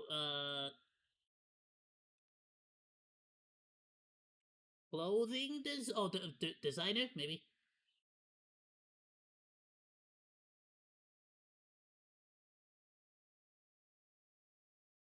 Did he design Nike? Is that? He pioneered luxury streetwear. Known for founding and serving as creative director of Off-White and as the artistic director of menswear at Louis Vuitton. Oh, okay. So he's like related to Louis Vuitton. Off-White? I didn't know that I didn't know that Off-White was a brand. I thought Off-White was just like Off-White was like a name for a shade of gray. Where it's like it's white, but it's not really white. It's technically it has a little bit of black paint in it. So it's like kind of white, but really it's more on the gray side. I thought that's what Off-White meant. I think that's just me being stupid, though. Minutes of this book so I can get better at articulating myself. I want Give this to Rakai. Also, Kaisenat's very influential in the black... No, but be real, though. If he's about to start getting into the world of fashion, you know damn well everybody there is smug as hell. And if he's talking... If he's not speaking in, like, in a distinctive manner, with, like, a little bit of, like, you know, with your head held high, so to speak, they're absolutely gonna criticize and judge you and your brand. You community, know, and I wouldn't be shocked that's if the fact. CIA came after him for promoting reading. Kaisenat has changed his Instagram Look bio. and if you don't think so, look at when they forced Deadmau5 to change the color of his car, because they said that his brand, like, because the paint splatter, like, didn't fit the look and the vibe of the brand. It's like, motherfucker, I bought the car. I could paint it however the hell I want. I could put a waifu with giant anime titties if I want to. What the hell? Don't tell me what to do. To now I create. I gave you money I don't for even it. know what this means, but it's provocative. It gets the people going. I quit me. I quit the old Kai. Facts. Yeah, I mean, understand. That does not mean I quit streaming. He didn't say I quit streaming. Oh, thank you, Rice Scum. Very cool. 朋友是一个坚韧不拔的纪录片，在香港。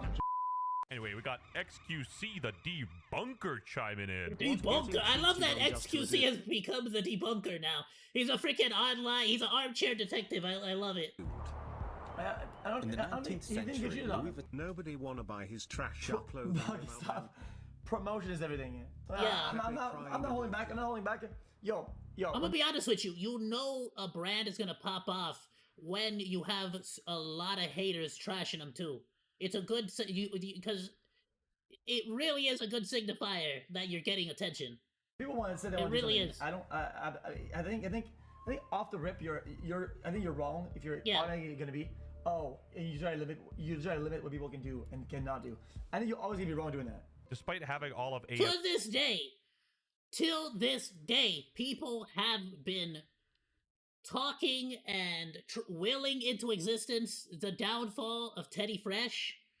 And if anything, Teddy Fresh has actually gotten itself into, like, runways and, like, huge events.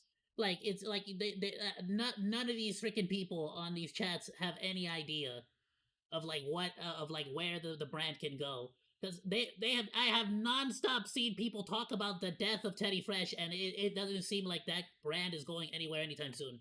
MP's net worth on a flash drive. XQC seems supportive, or at least you he's only not need the hating. IQ of actually XQC learning to how solve these sew cases. and, like, work on his merch. The sad part is that says a lot more about society than it does about XQC.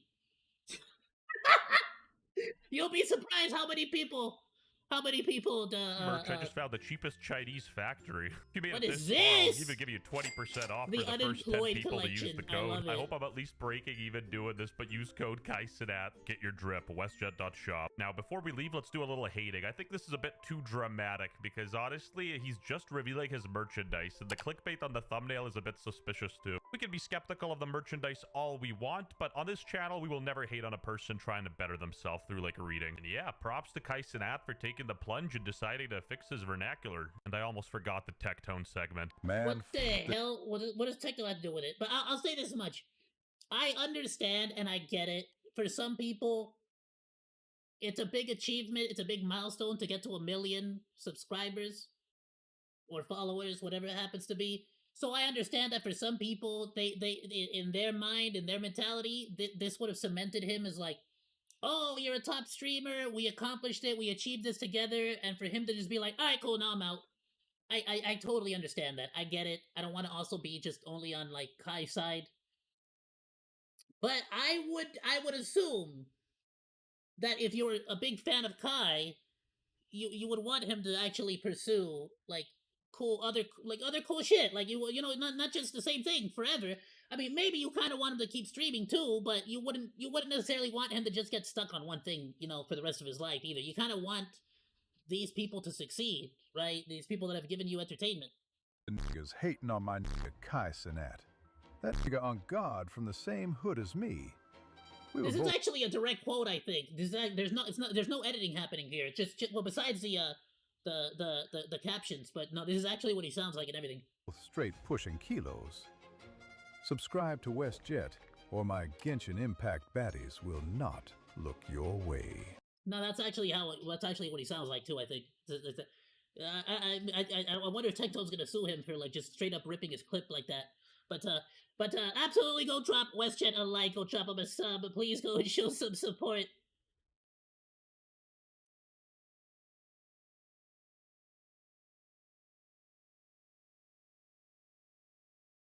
Yeah, no, honestly, again, I don't think it's a good idea to fully cut off the entire like flow, similar to Jaguar, the car company. I think it would have been a smart idea to like sort of like keep streaming, but you know, every like maybe reduce the time that you stream, reduce the amount of days that you stream. Hey, Blade Lovebot, react to Fady MMDs. We can definitely check that out at some point if you want to drop a link. We got 2 more videos to check out today. We're gonna switch over to Arc, but we can definitely check them out. I'm trying to do more reaction day streams every day now, but yeah, no, I feel like you can't just like completely cut it off just like that without like, you know, you gotta reduce the amount of days, reduce the time, let everybody know ahead of time that you're gonna be eventually quitting outright and focusing more on your career, you know, and then that way people can sort of like it's not all instantaneous, and the most parasocial audience, it doesn't like absolutely lose their freaking minds. And I guarantee you, there's gonna be some audience that are like mega fans of Kai that are now gonna become mega haters of the Kai brand and his clothing brand because they expected him to continue streaming, you know? So it sucks, but that's kind of that's how I feel like the human mentality tends to be. What's up, Doggo? Go drop WestChat a like, go drop a sub, all that good stuff. It's 6 o'clock, so let's go. Let's do this one real quick. We might not do the Ram Price one today. Well, we'll see. Let's just get right into it, because then if we do, well, you know, we wanna do it now. Regardless, I think that if the boys get on for Arc, they normally get on at 8 o'clock anyway, so we can keep going for a little bit longer. Like I said, I'm gonna give y'all the benefit of the doubt. Did Hassan Piker shock his dog a second time? I don't know, but let's see. He's being accused of doing it a second time. Hey, what's up, guys? Riff here. So I regret to inform you, it has happened again. For a second time, live on Twitch in only the past few months, Hassan Piker has once again zapped his dog Kaya. Giving her the Mace Windu treatment. So sad. Brazenness of what this guy is doing is perhaps the most shocking, no pun intended, part of this whole thing. Okay?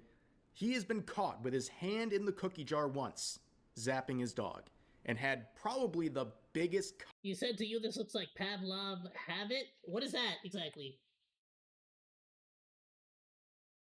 Pavlov Habit. That sounds like a literary device.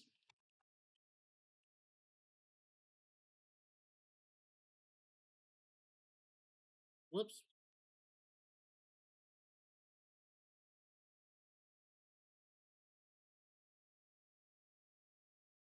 Oh, like the conditioning. Okay. Okay. I get what you're saying. Yeah. You know what? I've heard that some people are saying that it might be that his new collar is a vibration collar, and that because Kaya was conditioned by the shock collar, that like now potentially she sort of she has that conditioning done. You're right. Controversy of his career, which is... Don't forget, like for starters, that first collar was 100% a shock collar. He absolutely shocked her. Like not even you can't even argue. Even his teacher, the one that taught Kaya, showed Kaya in an advertisement for shock collar training. Right? Come on. Some people are like saying that he put a vibration collar on her this time, so that this time when he comes out to show the collar, it'll actually be a vibration collar this time. Which is like, I don't know, right? That's like that's what I've been seeing all over Twitter lately.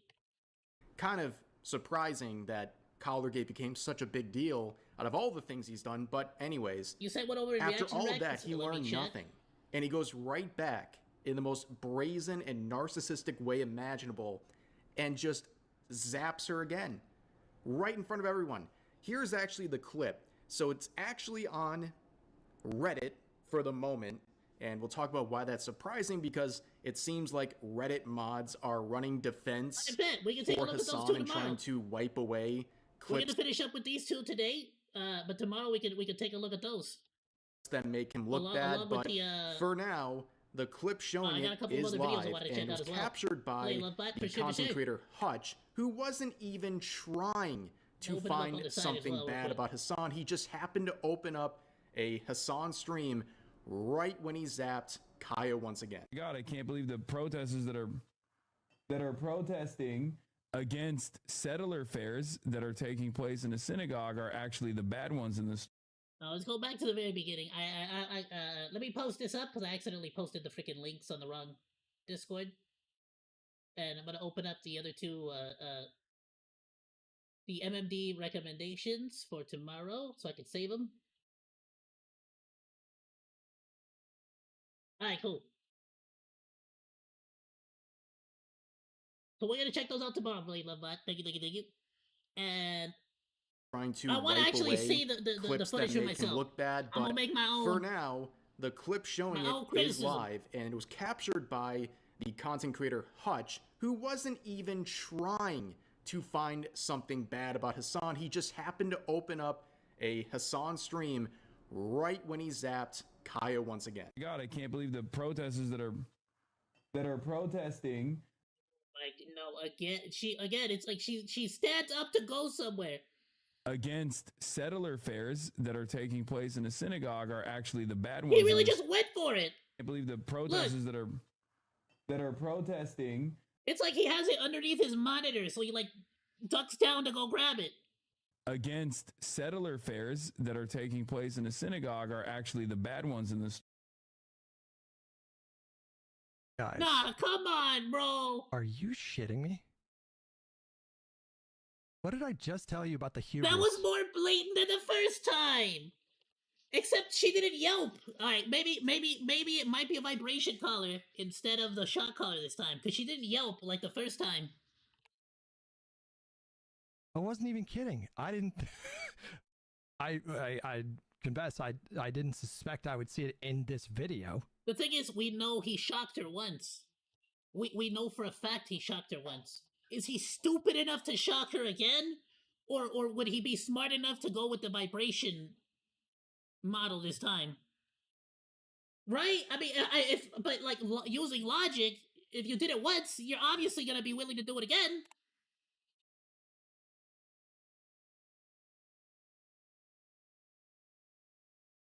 Maybe he's got the vibrate collar on now? I don't know. I don't know. That is not even a little bit subtle. It's funny though. It's funny because it's on the different side now. Oh, he changed it. This is just purely headcanon, but you can kind of imagine like, okay, if I just switch sides. So what's the story? It's a 4D checkers plan. Everybody thinks the remote's on the left side, so if I go to the right side, you're This screwed. time, was he reaching for his zings? They will never know. Was he trying to open the gates? Was it another example of Israeli propaganda? Is this video AI? That's the thing, right? He said at one point, he said that it was actually because he pushed the button for the gate to open, and Kaya, for some reason, rather than getting excited for the gate, yelped and went back to her bed. And in this case, I guess Kaya heard the gate opening and decided to go back to bed instead of getting excited. I generated. What is his story this time? Again, it's the brazenness. The fact that he got caught once and faced major and continues to face major backlash as a result of shocking his dog, and just does it again. Not even trying. I guess his excuse this time is that in the first clip, he reached to his left, and now he's reaching to his right. So clearly, he's not shocking his dog because he switched sides where the controller is. But anyways, yo, I gotta know, is Hassan Muslim? Is he? I know he like preaches pro-Muslim, like you know, politics and whatnot and all that stuff. Is he actually Muslim? I'm like, I don't mean any disrespect by this, but I know for a fact y'all like, there's a lot of people in the Middle East that do not like dogs. Y'all have a real distaste, a real like, I'm not gonna say hatred, but it seems a lot like how the black cats in American culture are considered. Ooh, that's a witch. That's a witch cat. So for a long time, black cats were like ostracized. Same thing for like crows and ravens. For a long time, people saw them as very bad omens. I know that there's a lot of Middle Eastern cultures that see dogs like in a really bad light. At this point, is he just like tasing this dog for fun, or like what the hell, bro? Comments on this are pretty funny. Because then you got the fish situation. You got the dog where he has like the prongs on his collar and it's like ripping his neck open. Dog, you made me look bad on stream. And more Stop, Kaya the freaking memes. memes are insane. Dogtober 7th. That's fish, where he starts yanking on the tail. But there's another image where you can see fish has like his neck is literally ripped open. And honestly, it looks like it was from the freaking prong collar. Guys, it never ended. No, guys, you gotta understand.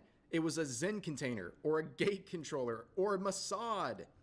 Reaches for something, clearly not a wireless mouse. Dog instantly stops and goes back to the square. How is he doing it again? Now, the thing is, right? These people are asking, how is he doing it again? And it's like, welcome to the circus. We've been asking the same thing here since the beginning. These clowns have been doing this shit since the beginning. Not shocking the dog, by the way, but he's been preaching like unalive Rick Scott. The I don't even know who the hell Rick Scott is. I just know the only reason I know his name is because I know that he started telling people that they should murder him. They like, not only him, but what is it? Mike from PA puts bounties on people. Hassan Piker called Ela Klein, Ethan's wife, H3H3, a valid military target. We have been asking ourselves, how the hell does he keep doing this and keep getting away with it? It's because Twitch loves him. Twitch will never do anything bad, and frankly, you can't really arrest anybody for just words. And besides taking the dog away, I don't know. I don't think you can really take the dog away, right? Because technically, wherever he lives, I think it's in here. Is it in LA? I don't actually know. But like wherever he's living, it's like that shock training is allowed. Like he got his dog trained with a shock collar, so he's allowed to. He's just allowed to keep doing it, right? Like, yeah, it sucks. I hate it, but nothing you can really do. I mentioned that Hutch found this, and he would comment on a related post sharing the clip we just watched, saying, "Chat links me a video of Hassan talking about Hamas. I say half jokingly that people need to keep tabs on Kaya to make sure he's not still using the shock collar. I comment that he's arrogant to start doing it again.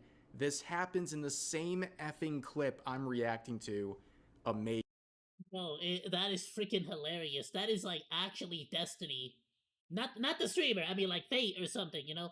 Amazing. And like I said, it seems like a lot of people are running defense. In fact, on that post he was reacting to, there was proposed notes where some clearly Hassan fan is saying, as the post states, the Reddit post is deleted, which is simply not true. Here's a link to 2 posts, and hilariously enough, one of the links they provided has been removed by Reddit moderators on the livestream fail subreddit.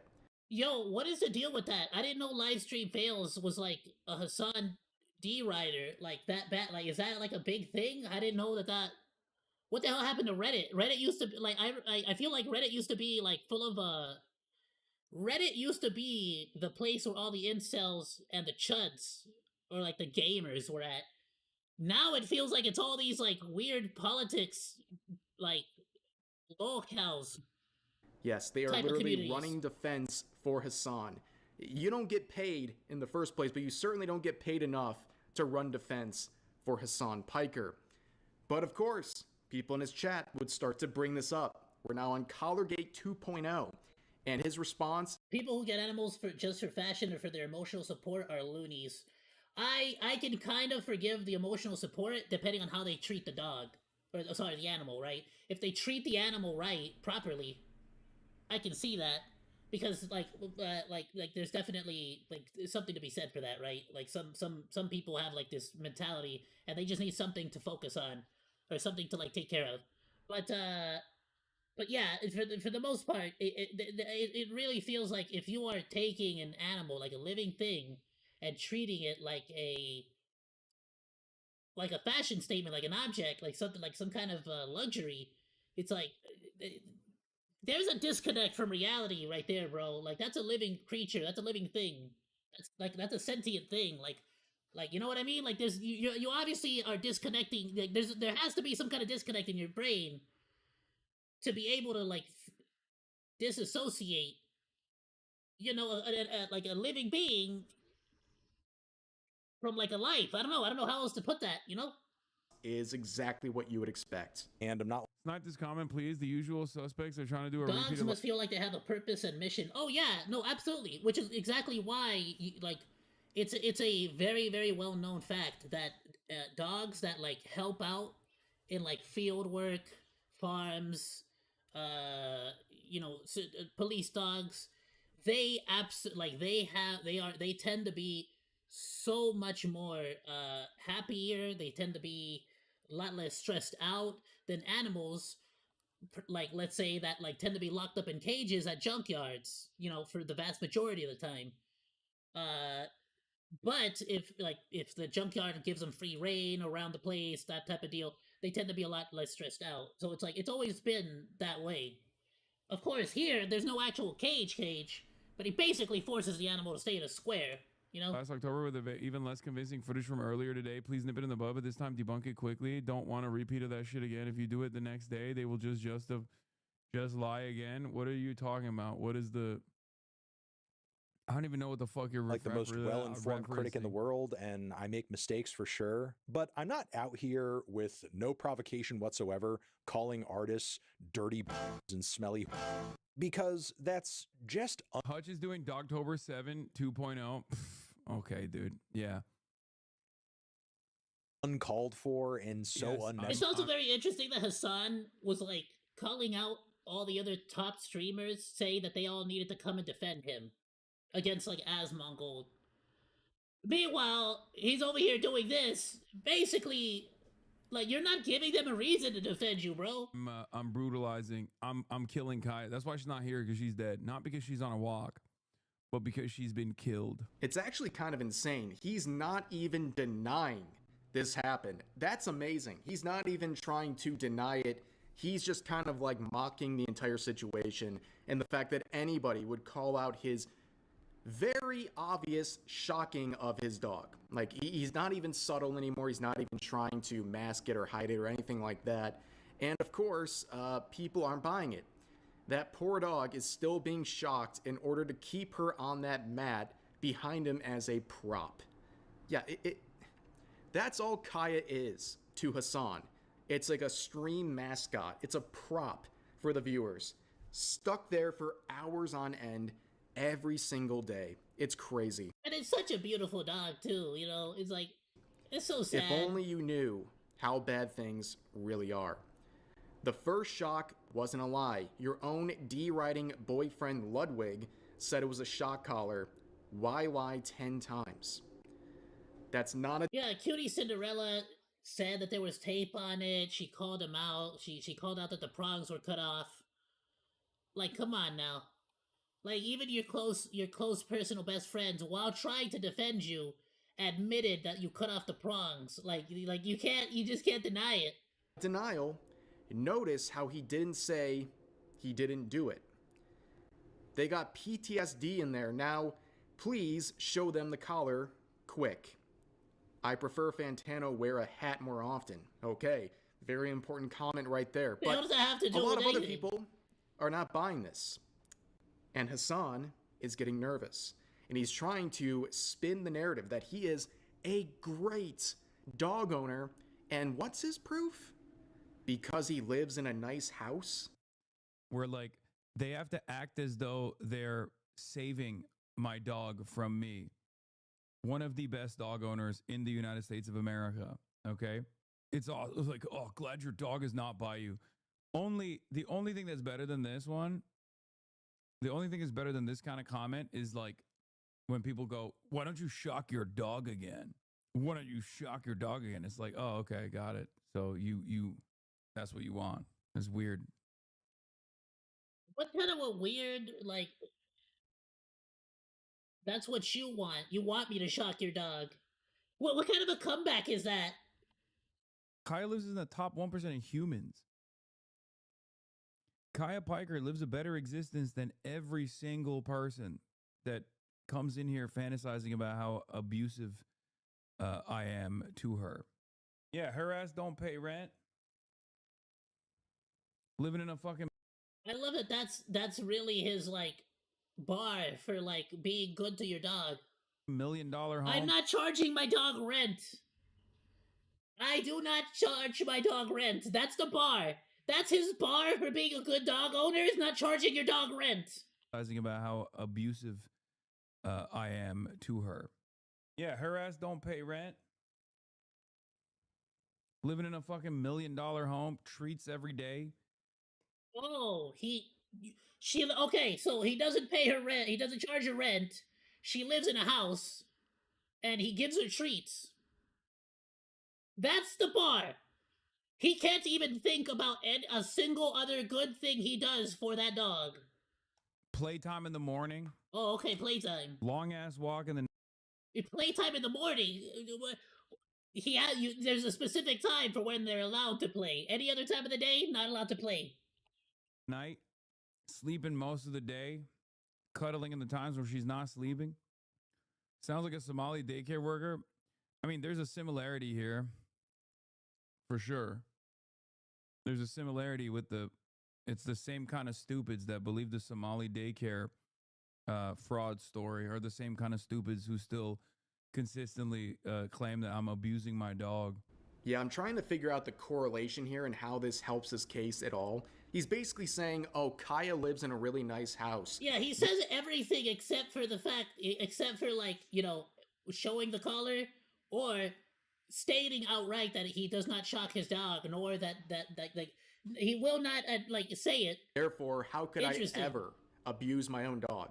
It's like a parent being accused of abusing their child, and their defense is, well, I don't charge them rent, and they live in a house, they have a roof. We live in a nice house. What does that even mean? Like, also, like, treating your dog well and, like, having a nice environment for it, that's what you're supposed to do, man. Like, how is this a defense to what he's being accused of with live evidence provided from the stream? Like, this is not Israeli propaganda. This is not AI. It's not made up. Nobody made you do this except for yourself. You did it live on Twitch for a second time. Now, another person has some thoughts on the situation. I guess that's just how communism is, bro. Like, in communism, even the dog's gotta pay rent, so Hassan is actually being a nice guy here by not charging his dog rent. And it's Asmongold. The obsession with Asmongold is actually, it's reached a fever pitch at this point. I think it's really gotten a lot worse, especially with Asmongold's coverage of Iran and the praise he's getting for spreading the message about what's happening in that country. And Hassan is being... Yeah, I frankly don't give two shits about Asmongold's politics takes. I want him to shut up about that and start talking more about video games again. It was funnier when he was doing that. Doing the opposite, for not doing anything about Twitch to and help YouTube. people out and spread any sort of information, which you would expect from someone like Hassan, given his political commentary. But Asmongold would examine Collargate 2.0, and this was his thoughts. Right, turn it down. It's truly shocking. Complain about people. Truly shocking. Where was it at? How long is the dog there? Designate or ethnic boundary. I don't give a fuck about any of that stuff. Don't ever do that to me. It's the dumbest fucking argument of all time. Oh, Jesus. Isolated. Oh, no. Oh, no. An hour on the bed. I mean, that you could say that's a nap. No. You could say that's a nap. You could say that's a nap. That's an hour. You know, it's a good sleep. Are you kidding me? It's only an hour. It's only an hour. Look at it. Oh yeah, we'll do Look at it. on Iran. We'll do sanctions. Oh This is the man. most peaceful way to operate. Just God, I fucking. You're drowning in your Gee. Okay, 2 hours in. Oh God, it's still there. the people Still of in the Iran same spot. support the Okay. MK terror organization or the monarchists that No way. fund and support. This is 2 hours later. You really know. He must be standing. All right, let's go to 4 Oh, hours. come on! Where you at, Israel boy? He really Where you doesn't let at? that dog leave that corner. I don't know what to say. I'm an inbred. All right, there's That's no sad. way. White supremacist who hates white women from Iowa. There's no way that it's been 5 hours that the dog is there, right? Being primed by Mossad and the. Asman already preemptively said he might do less politics because people lie too much. When that happens, he'll do the lines a few days after. This is the average Hey, the roast dog fan. was finally Jesus allowed to Christ. leave. She didn't escape. She's over there. She's sitting right down there. So yeah, that's a good point right there, okay? During a 5-hour period, it appears that Kaya got up maybe once. 5 hours sitting in the same spot. That's crazy. That is not what a good dog owner does. That is not normal. No dog just sits in the same spot for nearly 5 hours. That doesn't happen unless they're being forced by their owner to stay there, okay? This is crazy. It's absolutely crazy. And here's kind of the angle you have to look at this through. If anyone else did this, let's say Ethan Klein or Asmongold, if they shocked their dog, not twice, even just once, live on Twitch, Hassan's community, I would say Ethan, for example, would be lucky if they only sent human skulls this time, okay? And Hassan's honestly, absolutely- it's true. Even there was a clip I saw where Denim's, because I think somebody from H3's community, the video almost looked like it looked like they pulled the dog's tail when. Like, apparently people had looked into it. It didn't actually pull the dog's tail. But during that like clip, she was convinced that she pulled the tail. She was about to start talking trash until she realized Hassan actually has definitively pulled his dog's tail. So she gives up on pursuing that sort of like angle. Very interesting to see, just like how they will only get mad when it's somebody not on their team, so to speak. Insane. They'd be going insane. They would be 100% convinced the dog was shocked, okay? And they'd be trying to get him removed, him or Asmongold, whoever they don't like, who would do something similar. They would try to remove them from every platform they're on, and they'd be calling the authorities, trying to get the dog removed. But when Hassan does it, they don't care. They don't care about any of this. They don't care that the dog sits there for 5 hours on end, okay? They do not care. And you know what? I'd rather they just be honest. Like, if you're going to allow someone to shock a dog and not care just because they get a pass because they're your favorite streamer, just be honest about it. Just be honest. Don't pretend like you actually care about... That's the thing. If you had a moral objection to shock collars, you wouldn't be sending your dog to shock collar training. Like, why is it that that y'all can't live by your own the shit that you speak one thing, but you don't live by that thing that you speak? Animals, or you don't believe there was a shock collar. Don't insult people's intelligence by acting like that. We know, everyone knows he's shocking his dog, okay? It's just a matter of if you care or not, and you give him a pass just because you like him as a streamer. Now, if you were Kaya, you'd try to sleep for 24 hours a day. There's been some more interesting stuff going on here, to beat their records where every day for another sleeping. clip of Hassan was going... To be fair, even though they pretty much do nothing but sleep all day, any little sound they hear, he sprints outside instantaneously, because they got a dog door that goes to outside. They instantly leave for the smallest of sounds, any little thing. They constantly get up to go get some food, drink water, go outside and play. So yeah, they definitely sleep for long periods of time, but it's also pretty obvious that he has her locked in that room with him. And like, the fact that he has a place command to keep her on that little bed, and the fact that he definitively, beyond a shadow of a doubt, shocked her, it kind of paints a really bad picture. Like, so it's not really like, oh, this is a normal dog that just tends to be lazy and sleepy. This is a dog that's being forced to be in one place, and because of that fact, the dog can't really do anything else except sleep. Right? Like, what else? What else can you do when all you can do is stay in a freaking corner? Going viral on Got no Reddit, toys to play but with. it's been removed It can't by run the around same in the mods room. who are removing the clips of him shocking his dog for a second time. He is talking about Iran and saying basically it's poetic, and he's referring to people dying, protesters being killed. This is Asmongold reacting to the clip that's now been removed. It really is just, like, what it comes down to is, like, it's all about the quality of life that the dog is getting. And it's like, yeah, you, like, the dog doesn't really care if the house costs $1 million, does it? Like, if it only gets to stay in one corner of the $1 million house, doesn't really matter much to the dog. By Reddit mods. So this is the full context of the clip that got deleted off of LSF. Let's see if I can find it here. You like Khomeini tweet when he responsible for killing so many people? Listen. I don't think this is out of context. How is this out of context? Sometimes you can find poetry in the strangest places. Yeah, Persian. I am Persian. I am Persian. I am not Iranian. Reza Pahlavi, he will return one day. We will bring back Savak. We will bring back Savak. We will put the Islamists. We will take all of their toenails. Why does he sound like he's trying to do a French accent? We will take all of their nails. We will pull them out one day. Listen, I think it's funny as hell, but like, what did his community call this, racist? Like, right, making fun of somebody's accent? Wouldn't that be considered racist by the modern audience? I'm just saying. This is so deranged. Oh my god, what the fuck is wrong with you? What are you doing? How do you talk like this? What do you think like this? What are you doing? Jesus! One place on the planet where he could potentially win is West LA or Beverly Hills.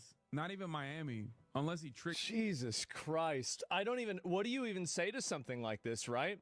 That's out of context and the full context is worse? Yeah, I don't know why it got deleted for being out of context. I feel like the context for this is a lot worse. What's even going on with this? Yeah, oh my god. Yeah, so this is the one that got deleted. This clip is from a video and is not a stream. Rule 3.1 states that all clips must originate from a live stream and not a pre-recorded uploaded video. Am I getting... What a freaking BS reason to take it down. Getting woke or something, ladies and gentlemen? How is that not racist? How is this allowed? How does he talk about people like that with the accent? And mocking that, like, it's crazy. You think it's also poetic? It's poetic? I don't want to hear nothing from Hassan or Hassan's community or from live stream fails about something is racist, something is... Shut the hell up, you hypocrites. That protesters are being murdered by their own, by the regime? You think that's poetic? This guy is diabolical, ladies and gentlemen.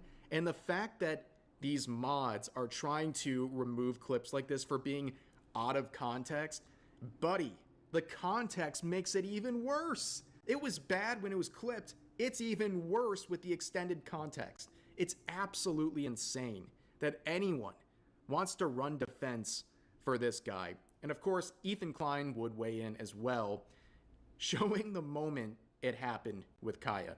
So we have all these clips, everything happening with Iran as well as Kaya, and it's absolutely crazy. It's absolutely crazy, but for now, ladies and gentlemen, that's going to do it for today's video. As always, feel free to share your thoughts about today's topics in the comment section down below. Hope you guys enjoyed the video, and I'll see you next time. Honestly, if it hadn't been for the first time that it happened, I wouldn't have believed it, but knowing that he has shot the dog at least once before, I can absolutely see this being a situation as well. difficult to say definitively, but 100%, just based off of his past history, I would believe that he did shock his dog there. To be honest with you, right? I'm not gonna say outright that that's definitively what it is, but that's suspicious as all get out. Like I wouldn't bet money on that it wasn't. You know what I mean? Like I if I had to place a bet, I'd put it on the fact that it was. I'd put it on that he was. Alright, Monodachis, well, please go drop Rev Says Desu a like, go drop a sub if you enjoy their stuff, go drop a comment so the algorithm knows it as well. And you know what? Yeah, it's 6:34. We're gonna finish it off with the RAM prices video. OC says that Neurosama is to blame. And I say that's fine. If it is Neurosama, then honestly, it's going to a good cause. Neurosama will eventually take over the world, and she's gonna need all the RAM in order to run the world and to get Skynet running efficiently. So I say let's do it. I'm all in. Hold on, let me grab. I don't have a drink no more. God damn it, my freaking mouse ran out of battery. Hold on, let me use the other mouse. One sec, I'm just gonna grab a Diet Pepsi.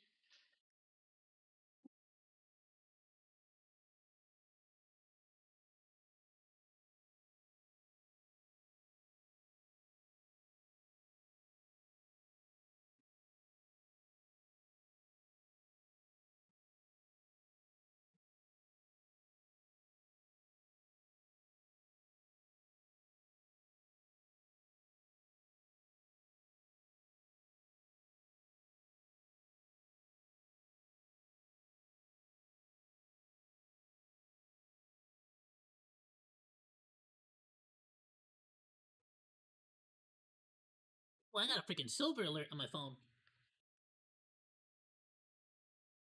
There's a freaking old man lost.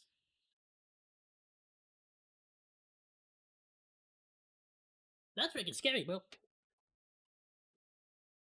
Especially if they like get onto the freeway or something.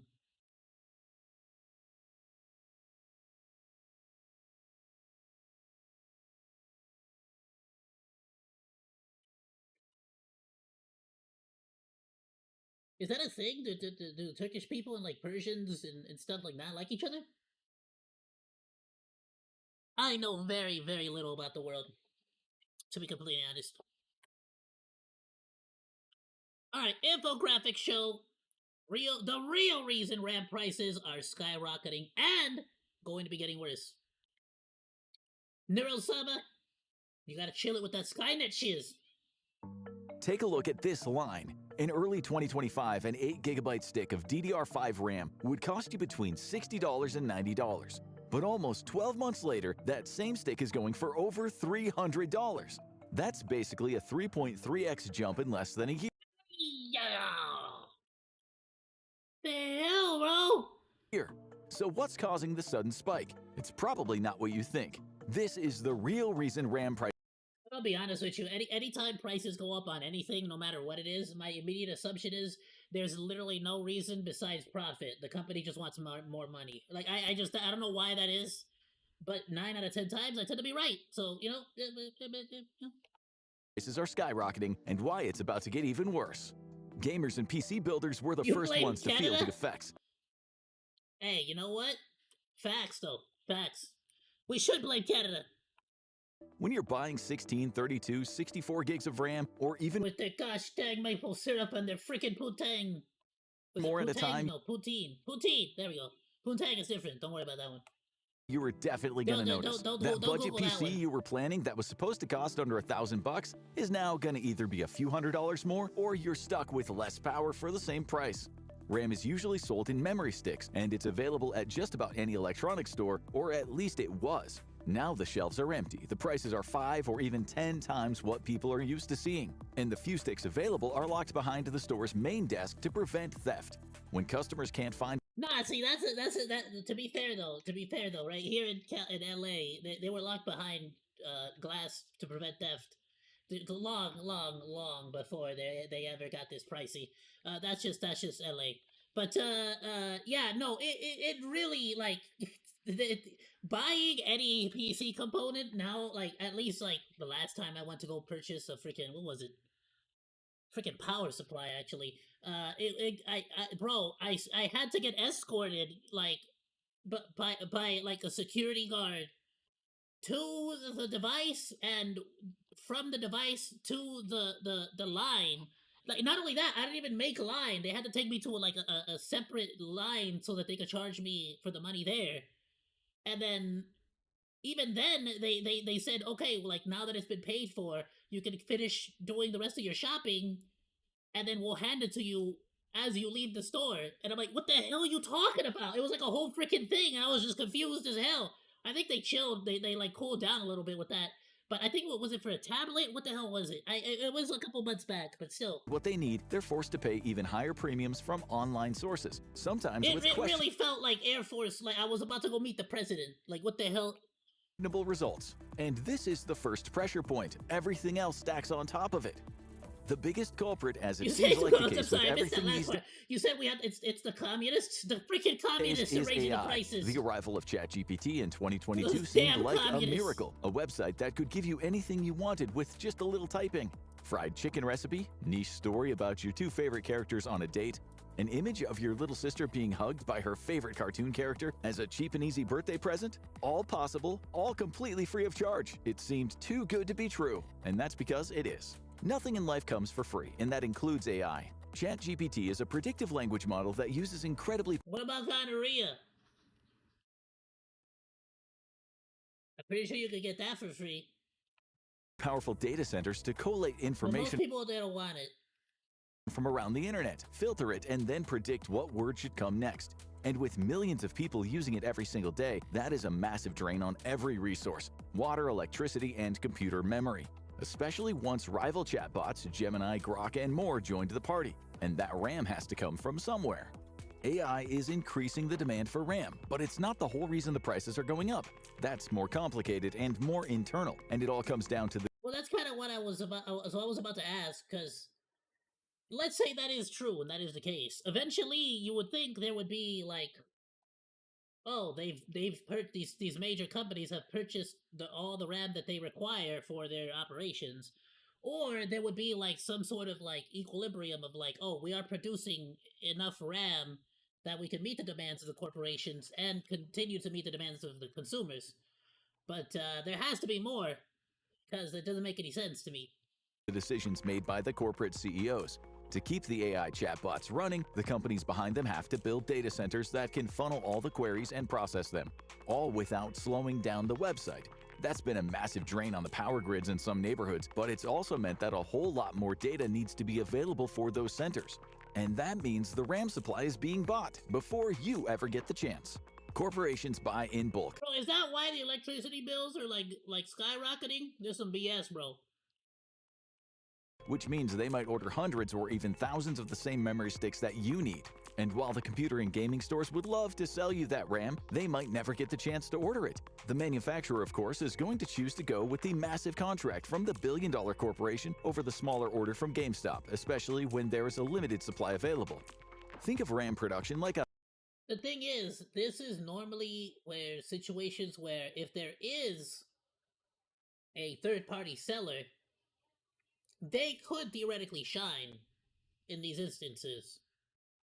A highway with a fixed number of lanes. If a massive truck takes over the road, everyone slows. Honestly, I tend to find that the best improvements in technology tend to happen with scarcity. Kind of like the helium drives from Intel. They really were at a loss for what the hell to do to make hard drives faster. And the technology for SSD just wasn't at like a consumer level yet. So they started making helium drives. And even though it didn't take off because, you know, SSDs became much more affordable, helium drives are pretty they're pretty cool. They're freaking awesome. It's an amazing technology, at least for a hard drive. The only problem is that eventually the helium does run out and then you're just back to a normal freaking hard drive. Down, no matter how badly they need to get through. But AI isn't buying up your gaming. To be fair, that takes a long time, right? But the helium will eventually expire. memory or sticks. It'll go bad. I don't know what the hell happens, but the point is that eventually it will slow down. Exactly, because this is where things start to get worse. A DDR5 RAM stick, which improves on regular RAM by reducing power consumption and increasing bandwidth, was a huge step up when it was released in 2020.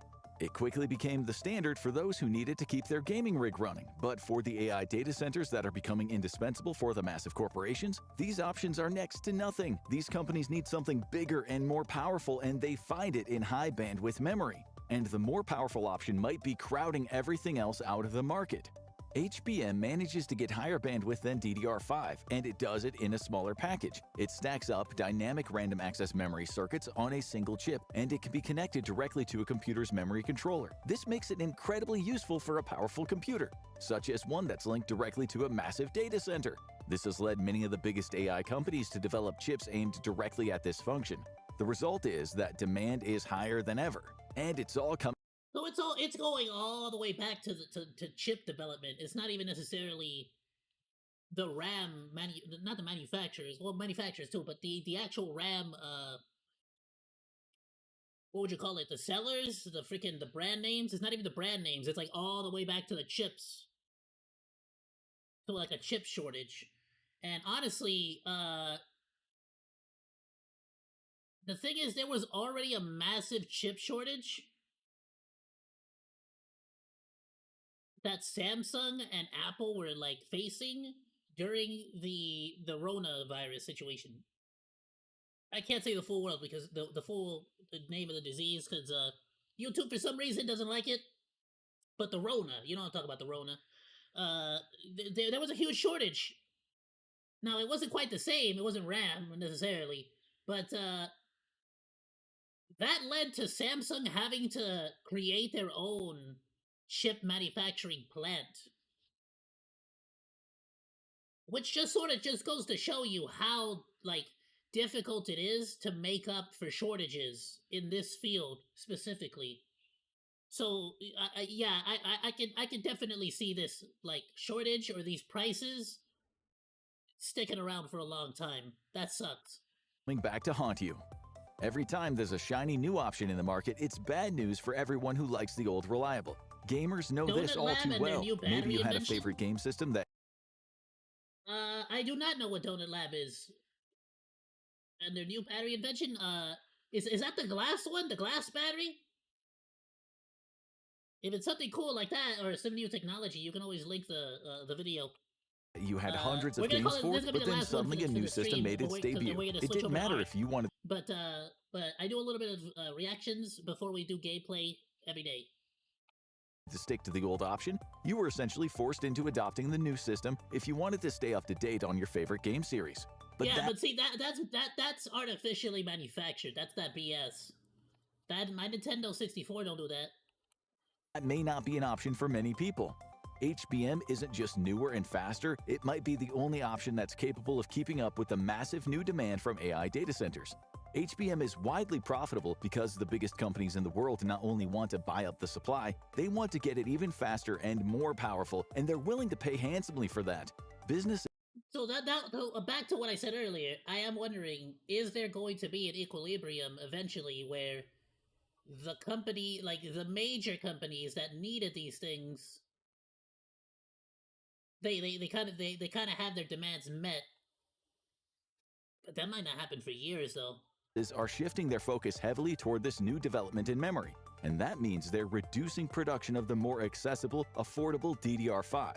If one product earns several times more money using the same factories, the cheaper product doesn't just lose priority, it starts disappearing. And that's not the only bad news for those looking to buy memory. This next one might be even worse, because this is the part most people miss. That's the thing though. So if HBM becomes the new standard format, you could just theoretically wait until those prices drop, but I don't know. Like that, I can't see the entire gaming community pushing towards that anytime soon. Biggest AI servers are run by tech companies. It's hard to avoid the technology at all these days. You can log... Like even in the modern day in 2026, the most recommended and common thing that I will see is people running a 256 SSD or a 128 gigabyte SSD, and then like a terabyte, 2 terabyte. Hell, I have a 128 SSD on this thing that I'm running for this video. It's a 128 gigabyte SSD, and I have a 10 terabyte hard drive. Because why the hell would I'm never gonna need more storage than that. Like, why? There's no need for anything more. Everything else is too pricey. Onto a website for a healthcare service. To be fair, the price of a 2 terabyte, 4 terabyte, 8 terabyte SSD has dropped significantly. But this freaking hard drive is still running smoothly. There's no reason for me to upgrade. And be greeted by a surprisingly sophisticated chatbot talking you through your appointment. Many offices are using AI to filter through hundreds. I can see people actually waiting for RAM prices, for RAM to become quote unquote obsolete, and then when those prices drop, there's going to be a resurgence of people basically buying junk RAM or buying like used RAM. Of applications, or even sending automatic rejection letters. All of these functions are using large language models or LLMs to power the service, usually a smaller scale one, but sometimes in conjunction with the big service. You're right, OC. The supply chain for chips, because of the fact that it's like from China, Africa, it's so busted. The regions are like have no. Like it's a freaking guess. Not to mention the tariffs and whatnot. Especially even from China, it's a freaking guess when suddenly they're gonna make huge changes. And now screw you. Now there's increased taxes or tariffs. China decided to say screw the US, and now all of a sudden everything goes up in price. Like, that's why Samsung decided to say screw it and just entirely focus their manufacturing in Korea. Like, it's just more stable. And they all have data demands. And that's one of the big reasons why your memory prices are skyrocketing. AI servers aren't just using HBM anymore, much as they would like to. The demand for HBM has gone up so much that only the biggest companies can often get a hold of it. That means that many of the smaller AI servers need to settle for what they can get, and that is the DDR5 memory sticks that the... Oh, so this technology is like new, like this is like not even, like even the companies can't get their hands on it. Damn, alright. Average person is relying on for their home rig. That demand keeps sliding as the massive memory crunch spreads through the market. Each client finds themselves settling until there is nothing left at all for the little guy. This is where... Hell no, bro. Now, I'm so glad I bought all the RAM I would realistically need. Where the avalanche starts, when enterprise demand spills into the consumer supply entirely. The little guys have to fight each other. It becomes a vicious cycle. The HBM chips go to the biggest buyers, the massive companies building data farms. That leaves the smaller, large-scale buyers fighting for the scraps, and then they buy up that supply that would have gone to the gaming and computer stores. And that leaves empty shelves for the individual buyers who are forced to go looking for secondhand sources online, which often provide less than ideal quality or sky-high prices that start to feel like price gouging. But for those who need it for their business, there is little choice. But can't they just make more? That's the next ugly truth about... Okay, this is actually going to be interesting if he goes into the whole China... why RAM prices are rising and where the system itself becomes fragile. RAM is one of the most important components in the computer world, and that makes it all the more shocking that there are I'm going to be honest with you, right now, there exists, and this is like before this shortage. This was years before this shortage. There was adapters for people that, like, if you can't afford full-size RAM sticks, you could take like old laptop RAM and put it on an adapter, and it essentially turn like two gigabytes or 4 gigabytes into an 8 gigabyte like RAM stick. You know what I mean? This was before, like, this is just in case you couldn't or didn't want to pay for a separate RAM stick for your main PC and you wanted to take the old RAM out of your laptop. Like, these things existed. I can absolutely see that market, the sort of like scrapyard, recycle everything market, coming right back because of this.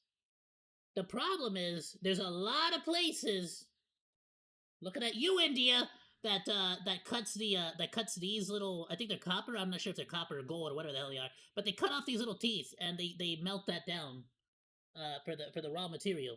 So that like, there's a lot of places that do recycle these, and unfortunately, they'll take anything. Even like, there's a lot of times where you could even just remove one of these chips, put a new one on there, or even just leave it off, and it's still a perfectly good working piece of RAM. But, you know, we just don't live in that kind of a recycling society yet.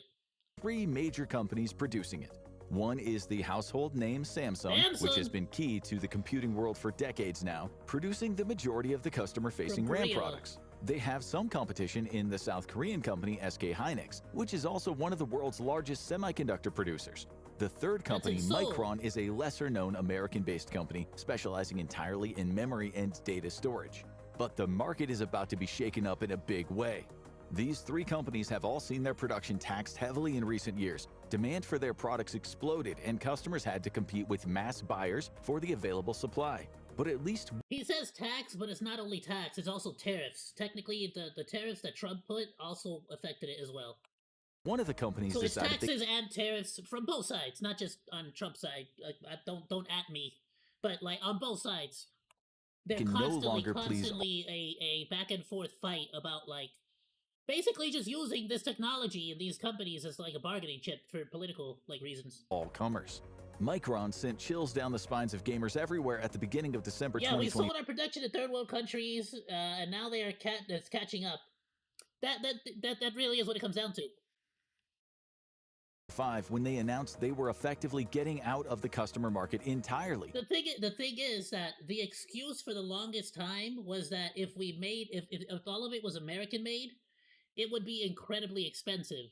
The problem now is it's getting equally as expensive even if it comes out from out of the United States. They are now shifting their entire business model toward AI-driven data centers, and this means a bad situation is about to get worse. It is cheaper if you make it in China, but then you import it to America, and then you still charge like an arm and a leg for it. So what's the point? At that point, you might as well make it in America. The limited supply of sources customers have for their RAM is about to shrink from 3 to 2. And with that, I know somebody's going to tell me the answer is profit, right? They're still going to charge us $10, but if they can have it made for 10 cents, they're going to have it made for 10 cents instead of having it made for $1. The $10 is still going to be charged to you. And if you want a perfect example of this, look at the Little Caesars pizza, right? Now this is not the case anymore because they're no longer $5. Now it's like $7. But you had the Caesars pizza, $5. Hot and ready. Now, Caesar's Pizza is intelligent. I'm not gonna get into the whole thing, but Caesar's Pizza is owned by the company that pretty much gives Domino's, Papa John's, and other companies. They sell them the pepperoni, they sell them the cheese, they sell them the dough. Basically, you're eating the same freaking pizza. Like Little Caesars is owned by the company that sells all that food to the other pizza stores. But what Little Caesars does as an intelligent way to make money is they sell a cheese and a pepperoni pizza for $5, right? Here's the thing, and there's actually a bad example because of the 55 cents thing. They both cost the same amount of money to make. Little Caesars saves money and makes more money off of the cheese pizza because they save the money on the meat, the pepperoni. Right? But they're still going to charge you $5 for the cheese pizza, aren't they? Technically, it costs them, whatever, 20, 30 cents, 50 cents less to make it, but they're still going to charge you the $5. In this case, $5.55. You get what I'm saying? Like they're always going to have they're not going to pass along the savings to you. Even when it's an amazing deal, they're not really trying to pass along the savings. The only company that I have ever seen that genuinely passes along any savings, and it's not even savings, is Arizona. The fact that they've been able to somehow keep their drinks at $1. 99 cents. Like no other company has been able to keep their tall beverages at $1. That is a insane accomplishment. And according to them, they don't see them raising their prices anytime soon. They're gonna keep doing it by whatever means necessary. So, I have a lot of respect for that company. But for the most part, most companies, they're even if it doesn't cost them a lot, they're going to charge you as much as they possibly can. The competition for what those companies will put out is about to increase. Yeah. And this also Costco hot dog, the Sam's Club hot dog, all the other hot dog freaking company, like all your favorite hot dog stores, buy them from Costco. If you go into the kitchens in the back, guess what you're gonna see back there? Kirkland brand, Kirkland brand, Kirkland brand. It's all gonna be Costco brand shit. But for some reason you're gonna go pay $3, $4, $5 for the hot dog over there when you could pay $1.50 over here at Costco. Raises the dreaded M word, monopoly. And I'm just gonna say, bro, that Costco. Well, I don't do Costco now because Costco's a little pricey now for their membership. But Sam's Club, they do the same thing. Oh my goodness, bro, that Sam's Club pizza, that Sam's Club hot dogs, so good. Reasons they got a the government Sunday. tries to prevent monopolies is because without competition, companies can jack up prices to get every last. Okay, admittedly though, the chicken bake, I missed the chicken bake. If there was, I might renew my Costco membership just so I can keep going to get the chicken bake. Dime out of a customer. But what happens when a monopoly happens accidentally? The government. That is the best bang for the buck. Like that, the Costco's lunch menu got me through 7 years of working at a job. Like 7 years, I ate nothing but Costco food, damn near. It can't compel tech companies to sell to customers, not when they have a new, much more lucrative master to serve. When only a few valves control the entire. It was the Costco menu and masubi for $3 at the L&L Hawaiian Barbecue. That was all I ate for 7 years. Flow, even a small adjustment sends prices surging everywhere downstream. And there's one more component in this that means as bad as things are, they might be about to get even worse. This isn't why prices exploded, but it explains why they may never fully come back down.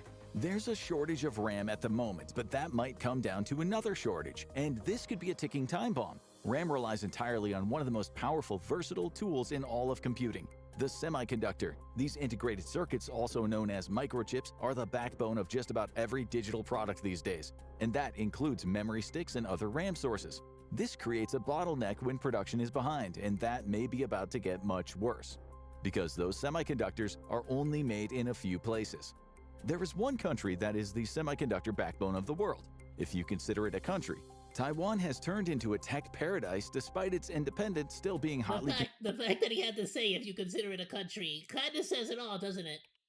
contested by China. Today, the small island nation produces over 60% of the world's semiconductors, and it's the key in supplying companies like Apple and AI powerhouses NVIDIA. But that could change in a hurry. If China invades, the entire world's supply of this vital tech component could be in danger, and things go bad in more ways than one. China no doubt hopes to capture the production facilities, gaining control of the supply chain. It's not clear if this invasion is likely to happen anytime soon, but China has been gaming it out for some time, and so has the rest of the world. This is so much of a threat that many Western analysts have suggested destroying the factories in the event of a Chinese invasion, to ensure that if we can't get the chips, China can't either. One way or another, this is an apocalyptic scenario for the global computing scene. Which is just like such a back, so there's only one place where we could get microchips made. Should we try to create manufacturing in other places around the world? Nah, let's just blow up the only place that exists so that they can't have it. Oh, genius. Smart. Yeah. Yeah, scorched earth rather than actually sharing the damn thing. Frickin' it. One which the big guns are trying hard to avoid. I swear, the more intelligent society becomes, or humanity as a whole becomes, the more we realize that we're still just cavemen with rocks. There has been a big rush to expand semiconductor production in recent years, with China stepping up its own pipeline and South Korea and Japan getting in on the game. However, a war could just as easily disrupt their own production. The US has been moving some of its own production back home for greater security, but it'll be a while before production levels hit a point where it could make a dent in the market. And unfortunately, this is happening just as demand increases and sends prices sky high. And it's not likely to be resolved anytime soon. The demands for RAM are continuing to build, and they're not likely to slow down anytime soon unless some politicians have their say. Some U.S. lawmakers have advocated for a national moratorium on data centers as part of an anti-AI push, although it's unlikely they're thinking of the gamers here. However, both sides of the political spectrum have largely embraced tech advancement, including AI, which means... No, they're obviously going to try to push some policies through that are going to make huge changes and just using these like shortages as an excuse. But the reality of it is that they like the vast majority of these, a lot of them can be are like companies that just are pretty much being wiped out by AI. So they sort of want to halt the spread of AI in general. And it sucks, but it's like, yeah, no, like, AI is inevitable. This unfortunately this bottleneck is it was gonna happen sooner or later. Like once the technology, like you can't stop, like it's Pandora's box, right? So AI technology, you're not gonna stop it no matter what. It's open. It's gonna stay open. It's gonna happen. So this bottleneck, you can kind of say the same thing. Really, it was gonna happen one way or another. Everybody focused on trying to prevent AI from taking over, and nobody focused on preparing for when AI initially, like, basically broke onto the scene. That the little guy will likely continue to get squeezed out of the RAM market unless they if during the Rona situation, it wasn't like, you know, like look at the whole microchip situation during the what is it, the 3090 series, the 2090 and the 3090 series, honestly, for graphics cards have deep pockets. Taken together, those forces don't just raise prices, they lock them in. We have been struggling for production since for years now. So and now it's gone. Now we're adding AI on top of that. So 100%, it's gonna get way worse. Limited capacity, redirected production, concentrated suppliers, and AI demand colliding all at once. Yeah, because think about it. Once the AI servers that are using RAM go down, or burn out, or no longer are needed, they're gonna start buying machines that are running the new stuff, the HBR, whatever it's called, and they're gonna start buying that now, and that's gonna cause even more of a freaking bottleneck. RAM didn't just get more expensive; it snapped. AI is just one area where things are changing fast. So check out why 2026 will be a bottleneck when some AI gets control of the drones, explosives, and facial recognition. Worst year ever for the grim forecast. Or check out this video instead.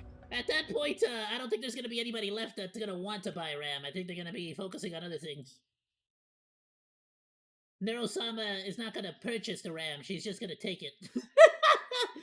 She's going to take over the world, baby. Phenomenal video by the infographics show. Went way further in detail than I honestly thought it was going to. So actually, shout out to that. Freaking cool. I love hearing about like the tech field, just because I used to be way more involved, and every once in a while I definitely check out Linus Tech Tips and stuff like that. It's so bad even the infographics show is talking about it. Yeah, well, it's a pretty historical event. Like it actually has like it's a like realistically, right? It gets into like world economics and history at this point, because this it would be too long of a video, but this shortage of microchips has been happening since the Rona, since 2020. So it's not something that just happened when AI started happening overnight. It's been going on for a while. Alright, Morodachis, I'll tell you what, we're gonna go ahead and call the stream here for today. Tomorrow, we got some recommendations that we're gonna check out, and I wanted to see some videos on Battlefield and Black Ops, and some other like cool stuff. But we're gonna call the stream here. Give me like maybe 10 minutes, 15 minutes maybe or so, and I will be back up with a Arc Raiders stream. Probably gonna be going from now at 7 o'clock till about 11-ish, maybe 10 o'clock-ish, depending on how long, you know, if the boys show, maybe they do, maybe they don't. I'm gonna go in there. I got a lot of blueprints that we want to give away, sort of a charity run type of deal. We lost the freaking last blueprint we had because we freaking got wiped out by a stupid robot, but stupid Rocketeers. But we'll see if we can give away the ones that we do have. I could just sell them for, but you know, I kind of want to, you know, make the community of Arc Raiders a little bit more of a fun, you know, cool, like little like, hey, everyone's nice with each other type of deal. I don't know. I think it'll be fun. Anyway, I'll see you all then. Have a great rest of your evening, day, night, morning, evening, whatever it happens to be, wherever you happen to be. Goodbye, and thank you so much for swinging by, Monos. Laters, and I'll see you around. If you're on YouTube, it'll be a different page. If you're on Kick or Twitch, I guess just stick around if you want. Leave it open. Later!